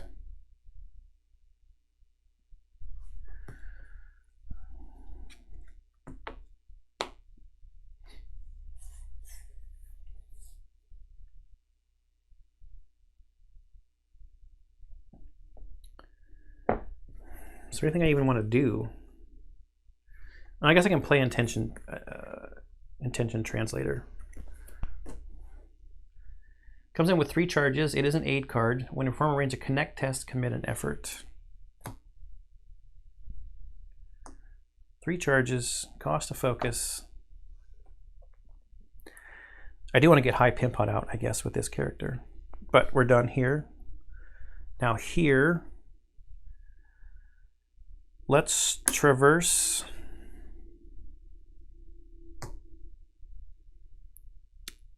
Lone Tree Station. We're sitting at 3. We're going to use our roll to dodge the doe. So we're still sitting at 3. Come on, be good to us. No! Oh, that's good. Okay, so the way this works, we were sitting at 3. -1 is 2, so this goes to 5. And then we do mountain. If this test added progress, it did. Add an additional 1. That takes it to 6. Mountains, mountains, mountains. If there's an active predator, there's no active predator. That's all the mountains. Now back over to here. We are going to play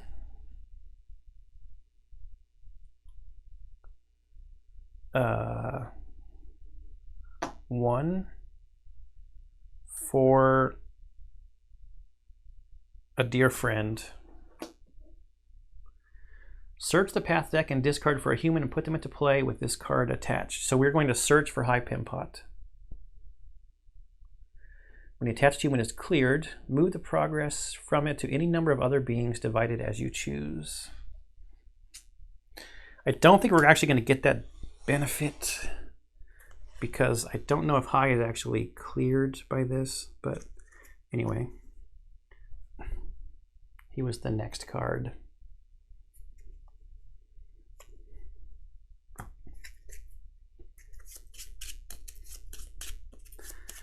He was the next one.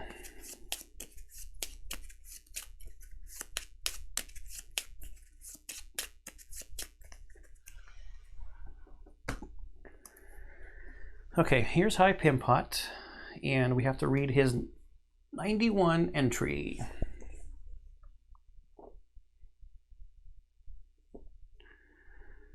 Enters play. High Pimpot is 91.3. You come across a massive pile of diced and sliced vegetables, roots, and tubers. Occasionally, more slices fly through the air to land on the top of the pile. Back already? A voice says from behind the vegetable pile. I told you, there's no silverfin curry to be had until the fish is marinated for at least 3 hours. A head pokes out from behind the pile. Oh, it's you. I thought you were Elder Thrush. She gets so impatient on silverfin curry day. Calypso sent you for the biscuits, eh? They're just out of the oven. Let me know when you're ready to leave, and we'll get you to those biscuits. And we'll get you and those biscuits to the good people of White Sky straight away. Travel away from Lone Tree Station while High Pimpot is in play to complete the mission. All right. So a dear friend gets attached to the human that you searched for.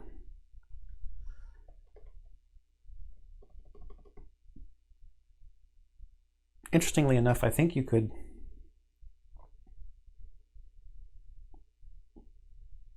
well, we don't want to clear him, right? We want to travel while he's in play.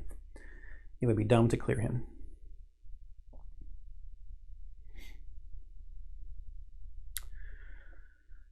Is that everything I want to do? Before I travel, actually, no, I want to play the right tool. So we're going to spend 1 awareness. I have to discard.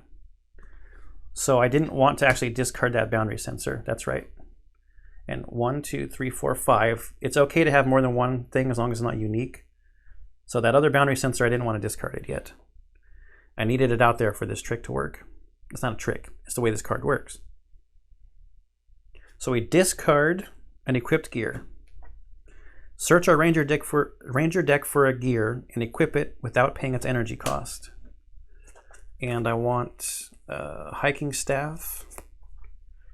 I don't have to pay the 2 fit to equip it, which is nice. We got all of our uses out of that boundary sensor, and now we get a hiking staff into play with 3 uses on it.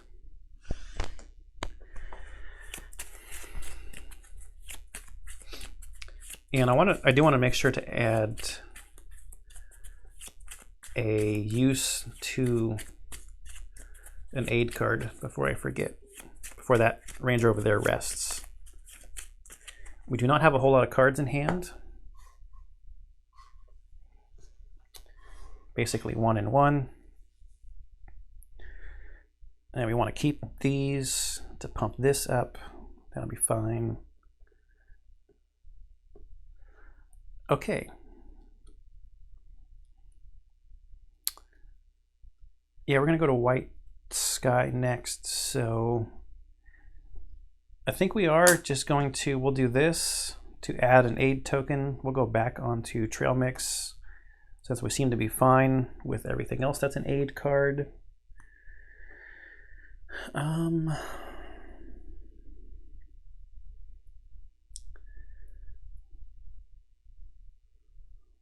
I could add more progress to Quizzy, but I don't think I need to. That's where having a little bit of knowledge of the game is actually helping a little bit, because oh, I shouldn't have played Intention Translator. Shoot.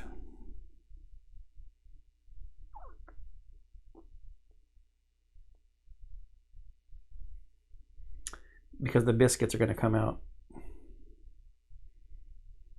Well,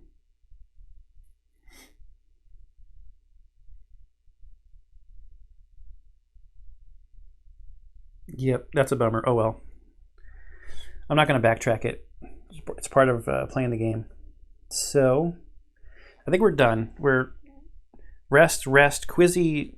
The bummer thing about Quizzy is this stupid fatiguing keyword.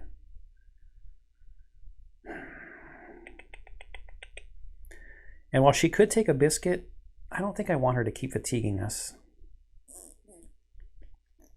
Maybe I'm not going to rest.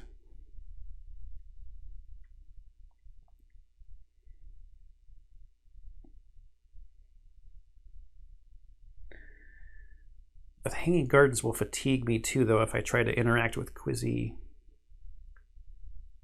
I could do this. So we'll use Oru to move Quizzy over to here and add 2 progress to her. Now we're going to try to connect with her. So with a spirit, and we'll use our Intention Translator. So we're sitting at an effort of 2. -1, come on, Quizzy. So we only get to add 1. And we have to look for crests. These are both if there's an active predator, and there's not. Okay. I'm not going to take the chance now, though. We're going to rest and travel. We have 2 focus here, and we're resting, so we get to add 2 entries to the field journal.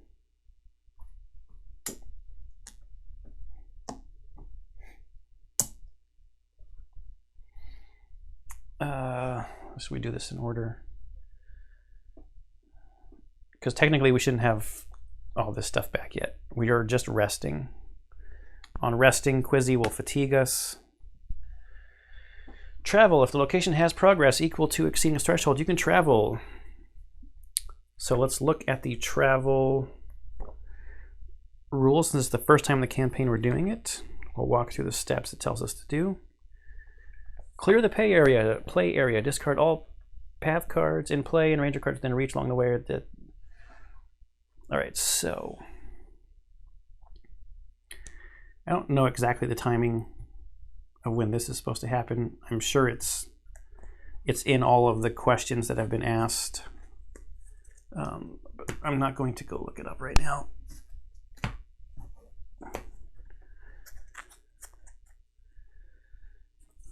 Woods.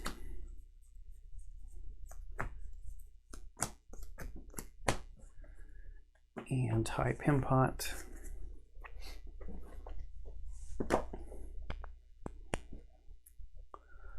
put the woods away.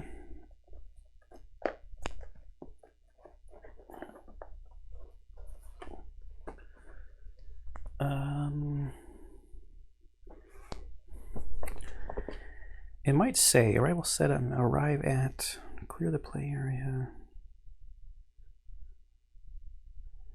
Missions that instruct you to travel away from location and resolve at this time. So it's in step 1 of clear the play area. So now this is when High Pimpot's thing is going to trigger.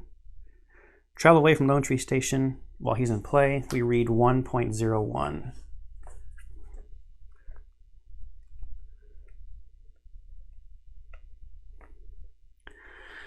High Pimpot places the last juniper biscuit into the basket and hands it to you. There's no better way to begin a friendship than with a freshly baked biscuit, he says. The people of White Sky just love meeting new rangers. They always come bearing treats. High Pimpot winks and takes a biscuit for himself. You shoulder the basket and walk down the trail toward White Sky. As you do, the enticing aroma of the biscuits wafts up from the basket. You remember that you haven't eaten anything since breakfast. Your stomach growls. Surely they won't miss 1 or 2.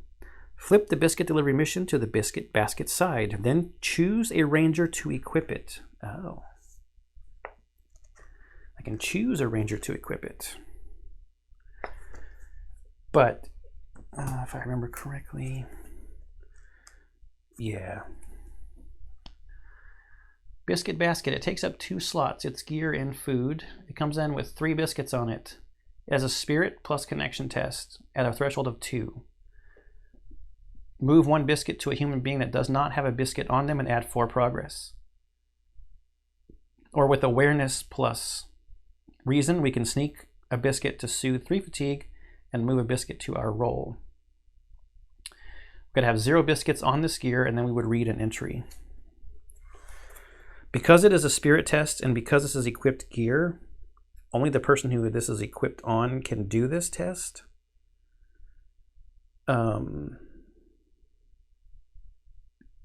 So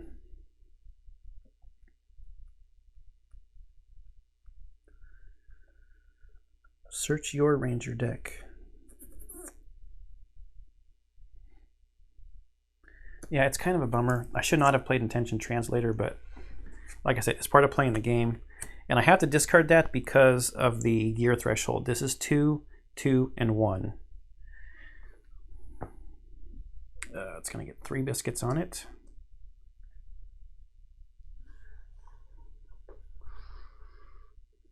Yep. Now High can go into here, and this, the human was not cleared, so I don't think the response on Dear Friend triggers. I think it just gets discarded. So kind of a bummer. This should have gone away. We're not done with the refresh phase, so we'll worry about that in a second. Or we will forget about that in a second.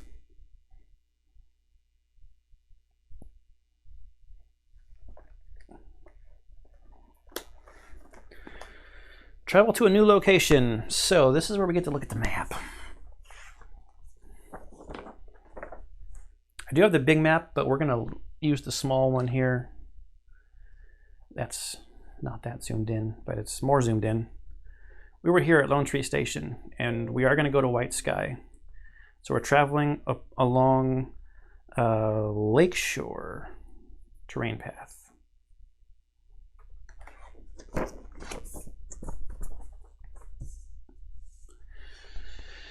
So we build the path deck. White Sky is a pivotal location.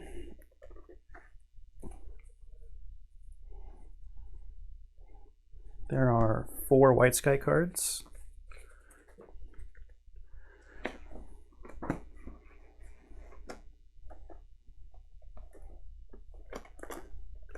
And then we need Lakeshore. I think there's always 12 of these. 1, 2, 3, 4, 5, 6, 7, 8, 9, 10, 11, 12.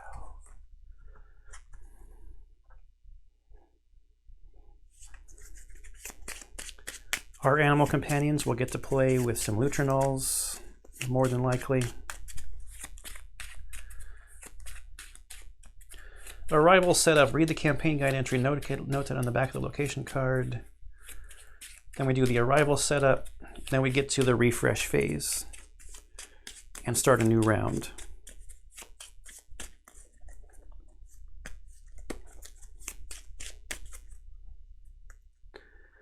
These are the first time that these path cards have ever been shuffled, so I just want to make sure we have a good mix here. All right, path deck shuffled. We got to get White Sky out.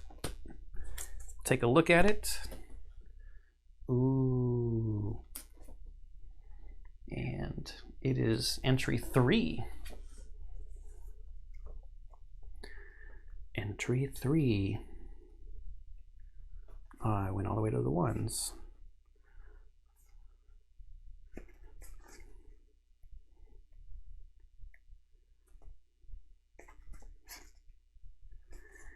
If Solaro Mako, no. If White Sky is flooded, no. If the moon is in waning gibbous, days 15 through 20, okay. Otherwise, from your vantage point, you can see much of the southern shore of White Sky Lake, from the froth of rapids at the head of the Silverfin River to a mix of rocky promontories and pebble-strewn beaches that slowly curve around toward the opposite shore. There you see the village of White Sky and the tiny farms of villagers going about their business on the platforms and docks. Okay, and the arrival setup, lead ranger, draw a path card. We still haven't got to the refresh phase, so drawing a path card.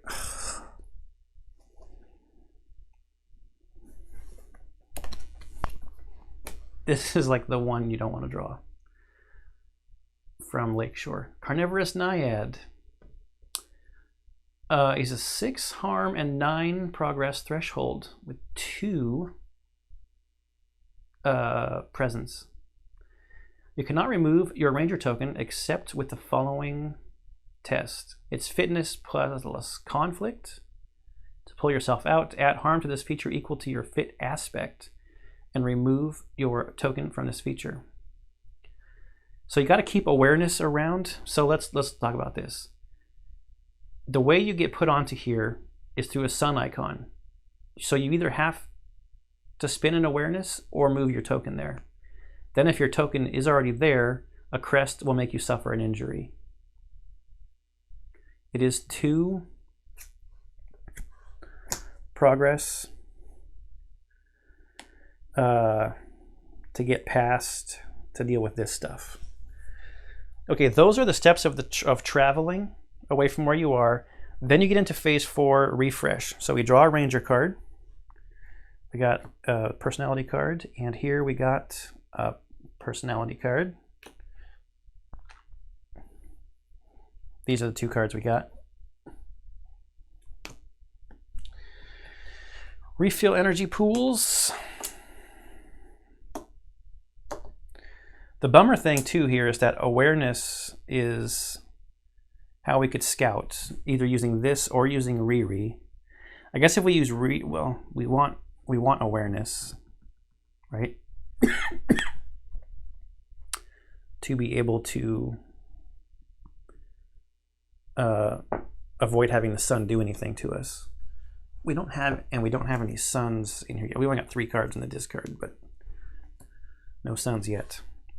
All right, refill energy pools. Yeah, we did that. Ready cards in play. Cards are readied. Energy pools are full. All right. We are now at a new location.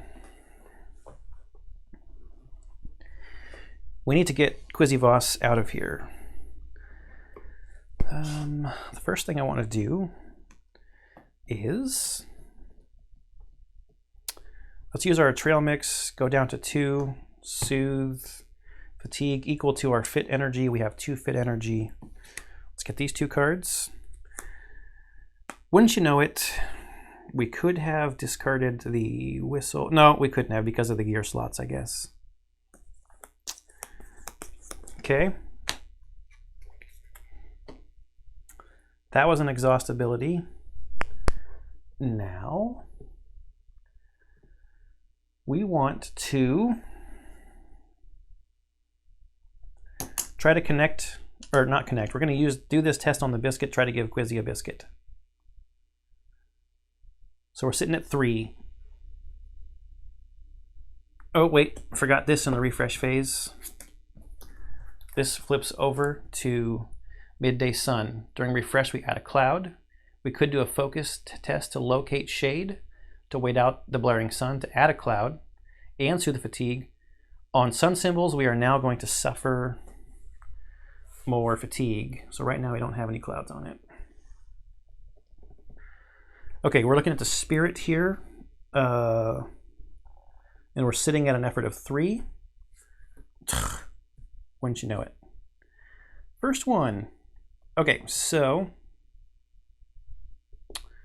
what are we doing? We're doing this. 3 beats the 2 threshold that's on the card. So we move a biscuit to the human and add 4 progress. So this 5 goes to 9, which definitely is more than the 3R on Quizzy.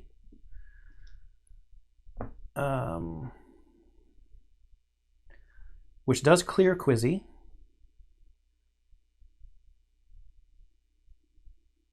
So we get to read her entry of 80.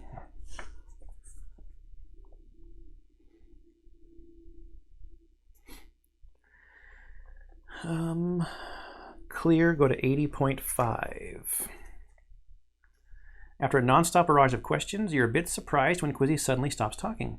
You turn, and she's standing on a rock, shielding her eyes as she looks at the sun. I would stay and help you some more, but I can't be late for dinner. See you some other time. She hops off the rock and scampers down the path, vanishing from view in an instant. Each ranger soothes to fatigue. Discard Quizzy. No fatigue to soothe. 1 over here is another field journal, which is nice. Okay. Quizzy is cleared.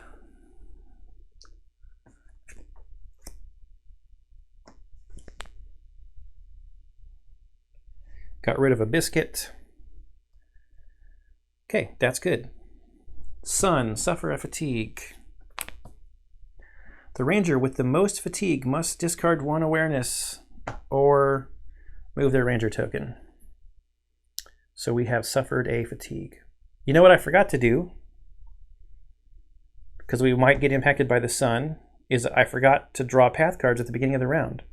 So the lead ranger has to draw a path card. This is not going to impact them. These Tidewater Muckets are basically a friendly thing.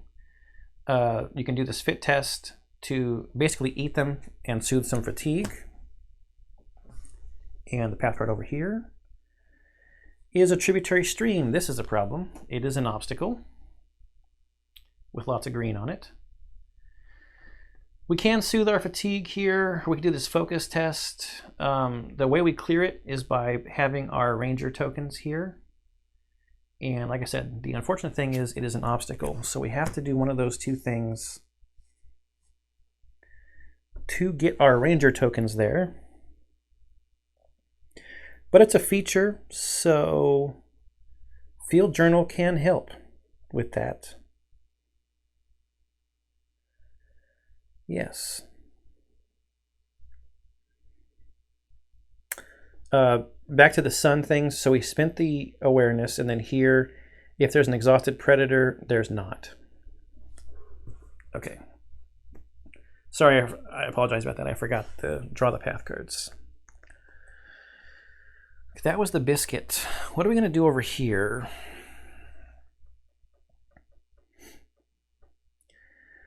Do I try to get rid of that tributary stream?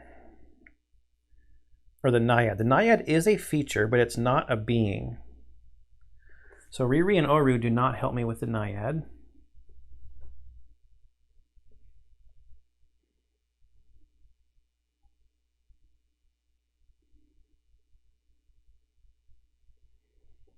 I mean, I could go hard at the stream.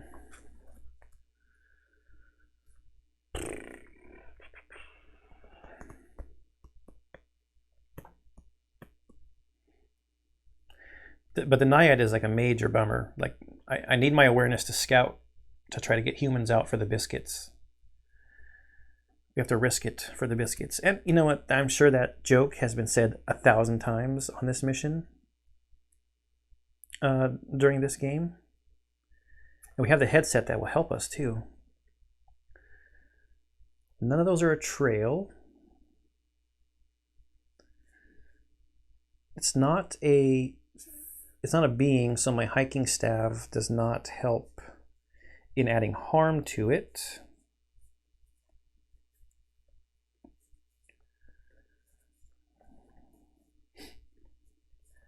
Unless you want to be on it. Maybe I want to be on it. Because then the fitness plus conflict adds lots of harm. But that's the only way you can add harm to it. Because I don't have a way to add harm to a flora. So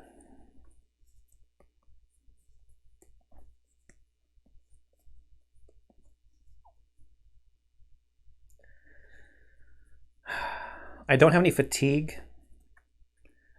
to soothe, and this does not help rebuild my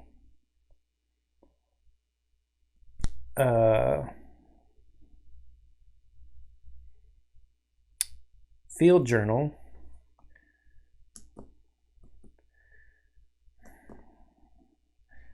But I think I am going to try to get rid of the stream. But the stream's not actually doing anything bad to me right now. Let's work on the Naiad, I guess. The Naiad is a feature, so we're going to traverse it. Here's 3. This is 4. It's a feature 5. Man, you got to get 9 progress on the thing.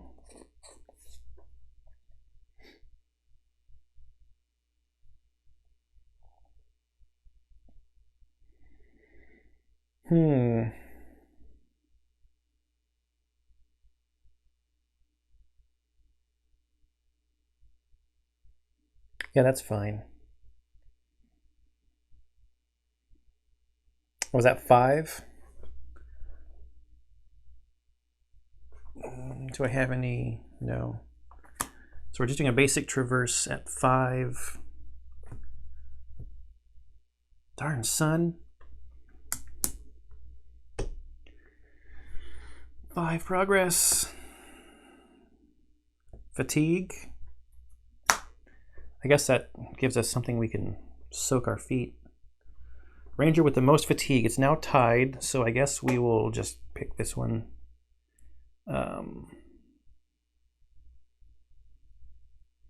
Because now I've spent my fit, I don't want to try to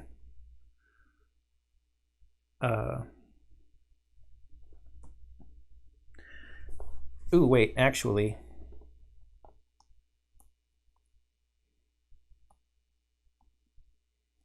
We're gonna go for broke. I am not going to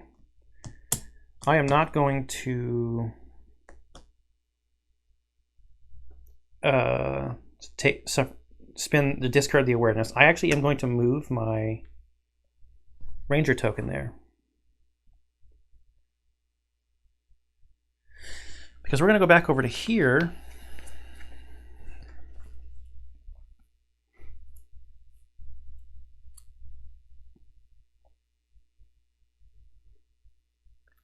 And I want to make sure this happens.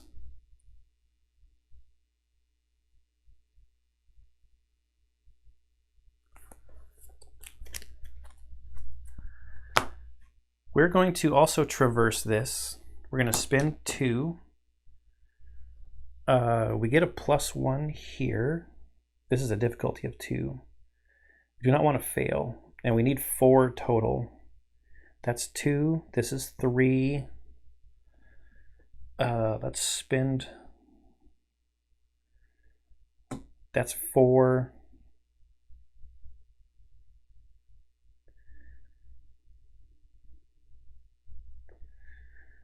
Let's spin both of these to make it 5.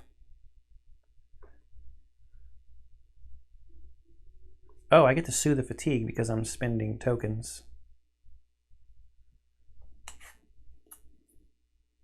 Mother of Invention.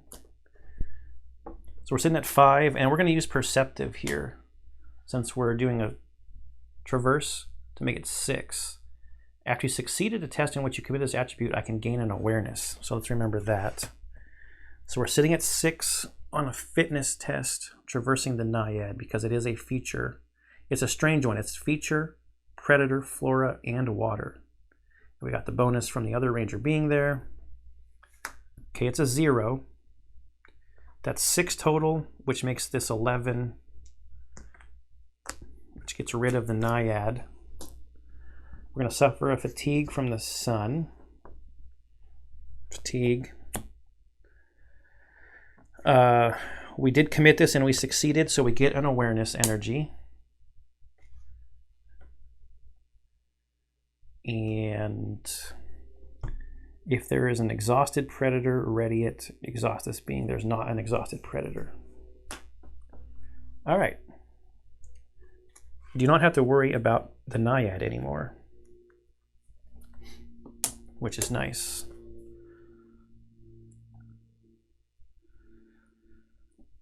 Okay.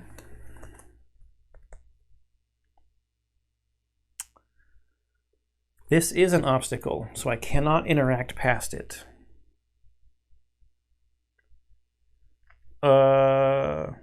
Which is not true. I could dodge it.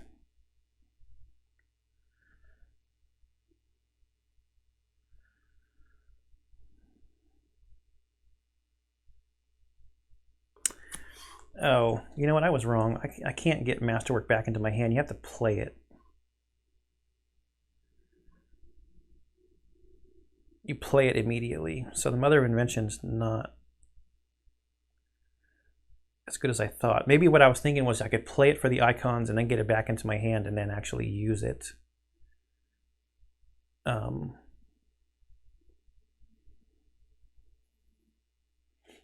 Yeah, and then actually use it as the attachment. That's probably what I was thinking. But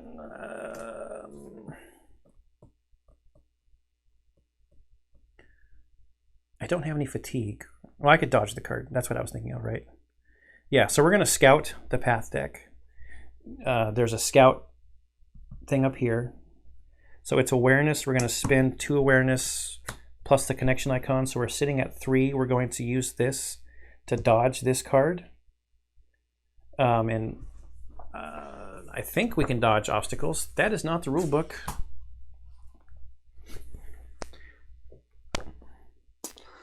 Dodge 22.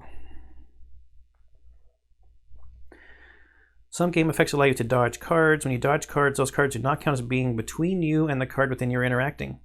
Cards dodged in this way do not fatigue you, and if they are the obstacle keyword, they do not prevent you from interacting with cards beyond it. Perfect. That's what we want. Okay, so we're dodging.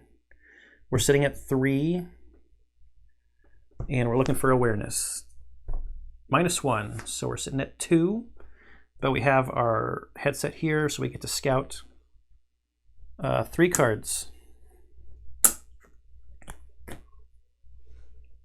1, 2, 3.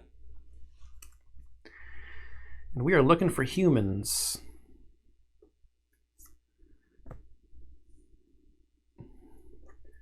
So I will send these to the bottom. And then technically this card goes on top. Then we draw a path card. And it is Elder Murtok Grawl. Friendly being human. Entry 51. Also with a focus plus reason at a difficulty of 3. Return a moment from your hand to your collection to choose a starting moment from your collection that you meet the aspect requirement for and add it to your hand. This alteration to your deck is permanent. Do I have a moment in here? I have the right tool.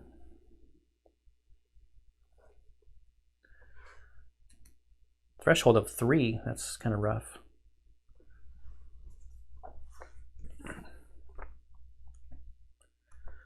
$51. Elder Murtok roll. Enters play if a ranger has biscuit basket equipped. 51.1. Well, well, what have we here? Elder Murtok sets down his fishing pole and walks towards you. The ranger's famous juniper biscuits. The smell alone is almost enough to make me forget about our troubles. If only we could solve our problems with baked goods. Clear Elder Murtok with progress to learn what's troubling him. Okay.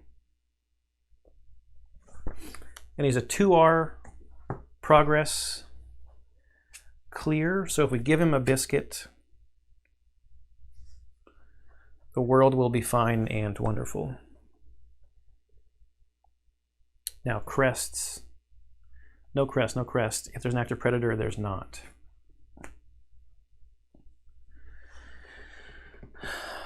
Is there anything else that I want to do?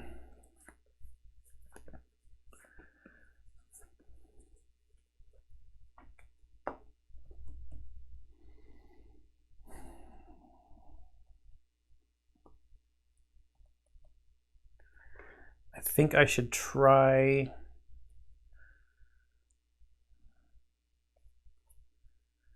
to get... So here's the thing. If I stop now, I have 2 focus left, and I would get 2 entries into my field journal that could help us get onto the tributary stream next turn.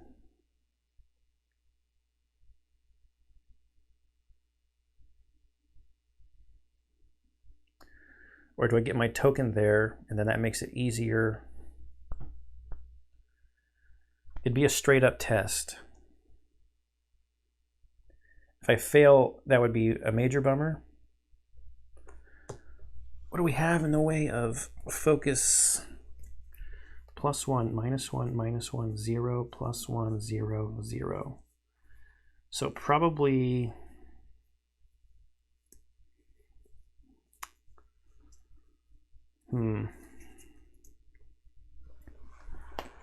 Let's get the field journal entries. I think we're resting. Yeah, I think we're resting here. Let's go back over to here. We're going to use Riri to survey to scout path cards equal to our effort. So we're going to spend 2 awareness.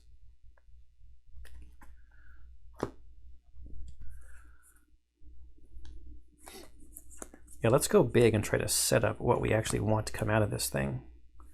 Because Riri's thing is awareness plus reason. To survey to scout path cards equal to your effort, then draw a path card. So we're going to go 2 awareness plus 2 reason. So we're sitting at 4. +1 is 5. Plus the photoscopic headset is 6. We get to scout 6 path cards and then draw 1. 1, 2, 3, 4, 5, 6. Setting up our future here. The bubble's not bad. Vera and Artel. And Tidewater Buckets is not bad.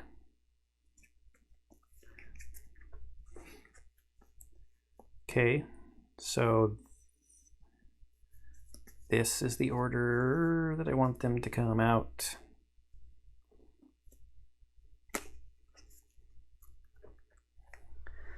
Then I draw 1, and we have Artel. Artel, your neighborhood friendly giant fishing pole friend. 48. I don't know what's up with this camera, but it's like a little bit blurry. I was having a hard time getting it to stay up on its little holder thing. 48, I said yes. If a ranger has biscuit basket equipped, go to 48.1. What's this then? The voice seems to come out of nowhere. Then you look up to see someone standing on a rock overlooking the water. Those smell like High Pimpot's famous juniper biscuits.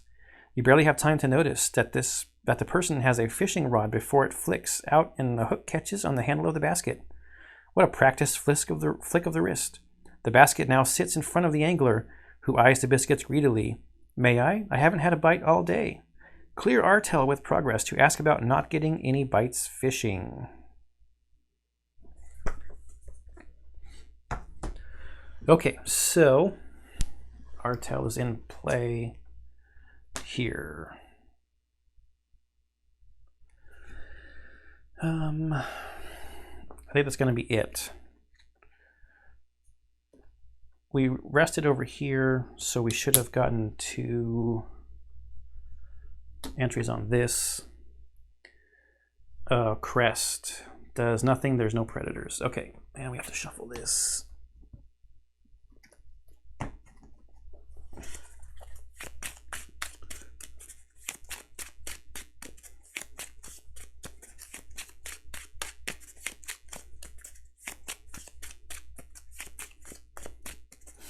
This is probably going a little longer than most videos will. I don't know, we'll see.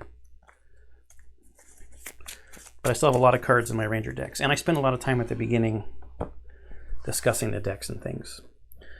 Okay, RTEL. We rested here. We're not going to rest here yet. We're going to spend an energy to do this. Let's add a morsel to trail mix. We're also going to use Oru to move a being. We will move RTEL up here to add to progress, because I think we're going to be clearing RTEL with the animals.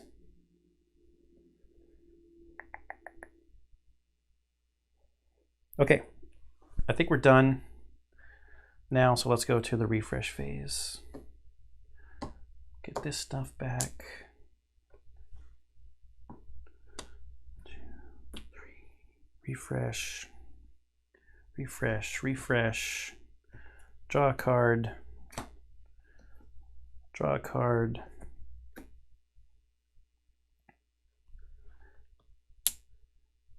And we put a cloud on this. Start a new round. So we get Vera. Is 49, and then this one was some more muckets.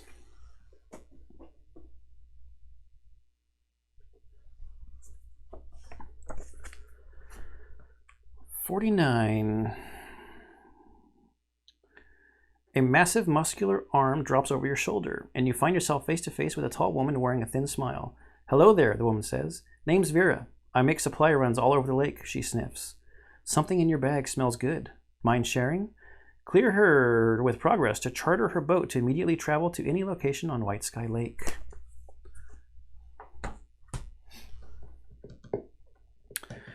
We got to get that tributary stream out of the way.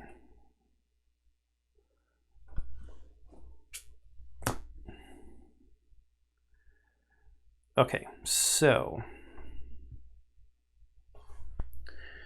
we are going to do this. Let's spend a trail mix to soothe 2 fatigue, because we have 2 fit in our thing. Got to follow in footsteps, and our intention translator back, which is nice.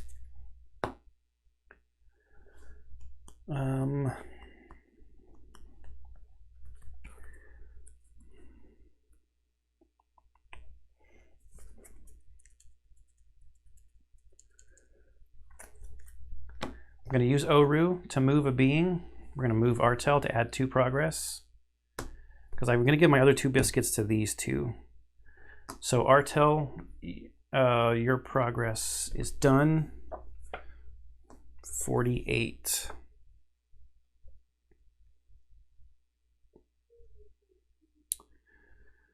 Clear if helping us attach, no. If you found the appropriation spot, no. Go to 48.6. Our hell harumps. Not sure what it is, but the fishing's been terrible for weeks. I think something spooked the fish in these parts. I can feel it. The angler appears contemplatively for a moment. Actually, I've been hearing tales of some amazing fishing spots across the lake at the Golden Shore. Maybe all the fish moved up there. Would you be willing to accompany me? I'd sure appreciate an escort. With the fish spooker hanging around somewhere. So 48. That was 48.6. So we can agree to bring Artel to Golden Shore, remove all progress from Artel, and attach the Helping Hand mission to Artel. Or not today, we would discard Artel and ensue the fatigue. We are going to help Artel. So we remove the progress and attach Helping Hand.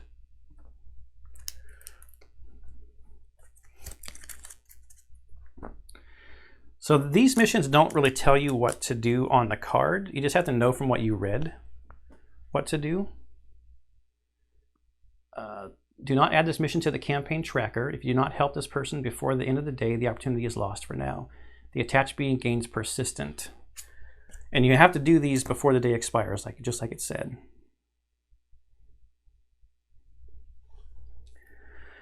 Okay, so we haven't even done a turn yet. We have just done Oru's exhaustibility. We exhausted with trail mix. Now, let's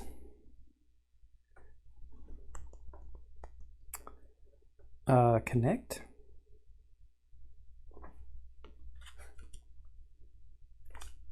This should have been readied.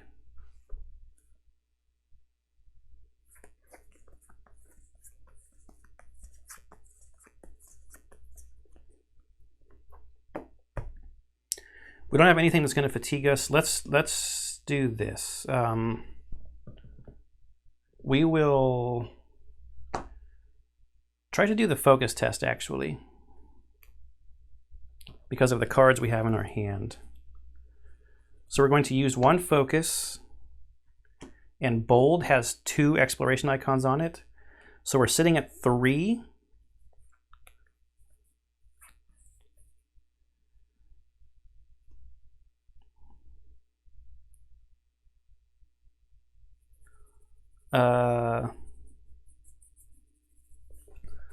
Yeah, that's 3. Plus we'll use 1 from Field Journal because we are interacting with a feature. It doesn't say what kind of test it has to be, it just says interacting. So we're sitting at 4 against a difficulty of 2. Plus 1. So we get to move our token to there, and we get to add a progress to the location.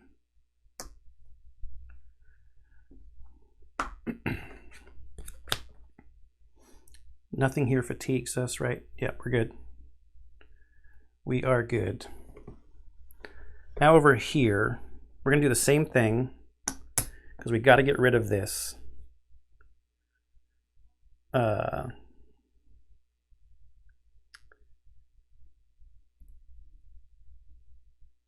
we got to get rid of that. So that's 2, 3 for that, and we'll spend a Field Journal to make it 4. So we, oh wait, crest was nothing over here. -1 makes it 3 against 2. So we move our ranger token here. All ranger tokens are there, which clears it. I don't know if I just mixed up the colors, but whatever. Sun is a fatigue. If there's an exhausted predator, there's not. This got cleared. That added a progress here. All right. Now we're going to do the biscuit test.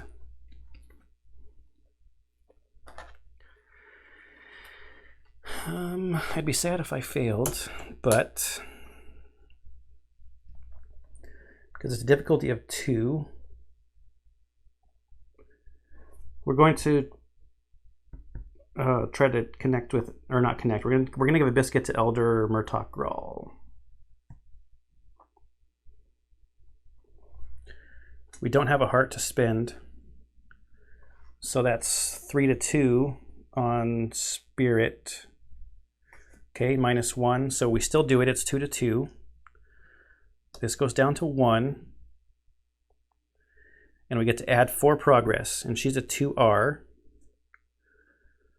So that puts 4 progress on her, and her clear is 51.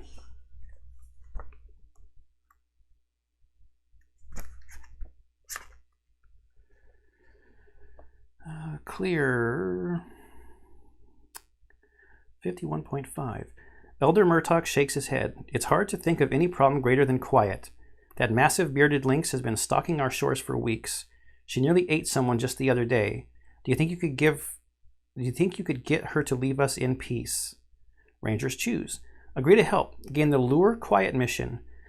Reminder, find Quiet in the Valley set and attach her face down to the mission card. You may choose this option only if you don't have another Lure or Confront mission. Then we would discard Elder Grawl or Not Today. So we are going to do this. We're going to gain the Lure Quiet mission. So we're going to put Lure.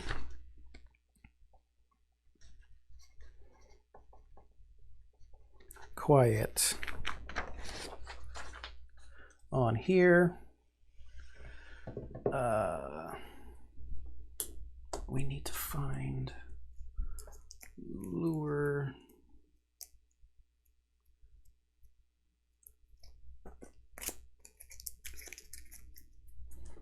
And we got to get Quiet out of the Valley set.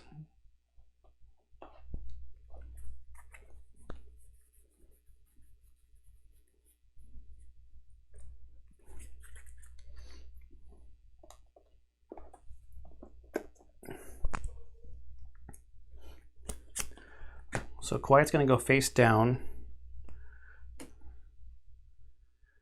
Locate one of the local mega predators by finding prey to lure it out. When a prey is cleared, set it aside. Arrive at a new location while there is 5 or more total presence of prey. Set aside. If there are 2 active predators, exhaust them. Return 1 set aside prey to the collection. Okay, so we now have that mission. And we discard Elder Grawl. We could get quite a bit of prey here, the Lutrinals, if we wanted to. That is a possibility. We are going to go to Golden Shore, which also has Lakeside.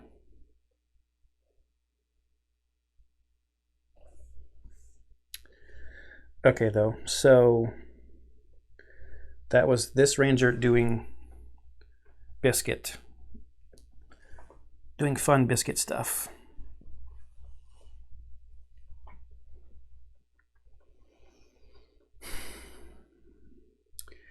The Enchanted Translator would be nice right about now. Is this a trail? White Sky is a trail, actually. So it's a location that is a trail. That's cool.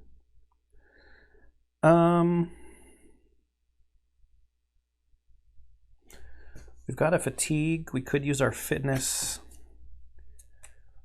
to soothe the fatigue.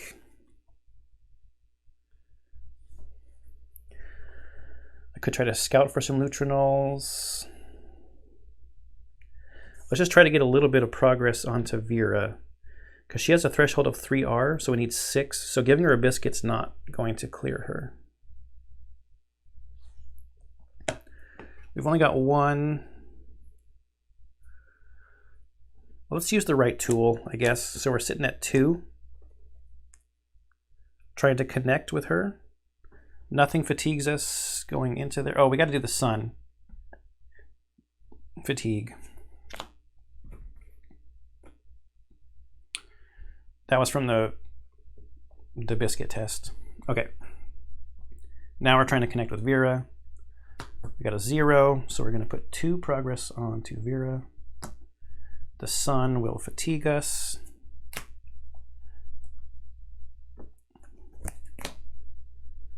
And there's no exhausted predators who will get woken up by some delicious muckets. Some delicious Tidewater muckets.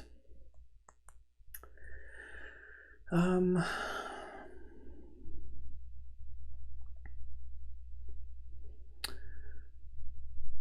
don't really want to. I want to clear Vera with the biscuits. So petting Oru could get me. I guess I could have petted Oru to do that, and that would have soothed the fatigue instead. That probably would have been smarter for this character to do. But that's okay, because then I wouldn't have spent a card either. But then Oru would have had to have moved Vera somewhere else, which is also fine. Everything's fine. We're all good. I think I just rest. I just want to reset and be able to do the biscuit mission with Vera. Right? Okay, so if I rest here, I don't have any focus to do the midday sun thing.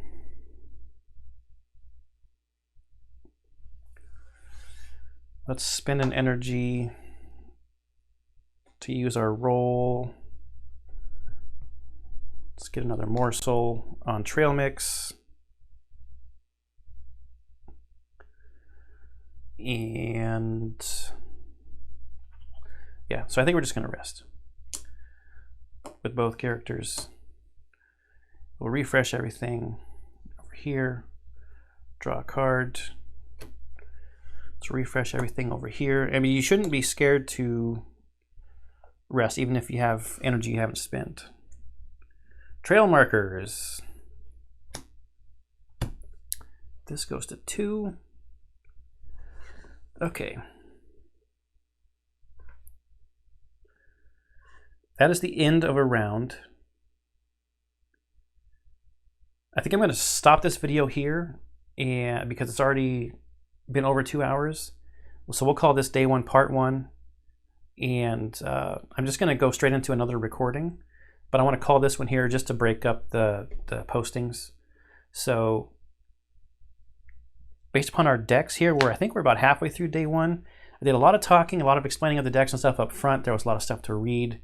I think the further days are going to go faster. When you have this weather, it also helps, I think, stretch the days out. I wouldn't expect everything in the future to be as long as this video, but then again, I talk so much that maybe they could be. So okay, we're about halfway through day 1. This is day 1 part 1. I hope you're enjoying this.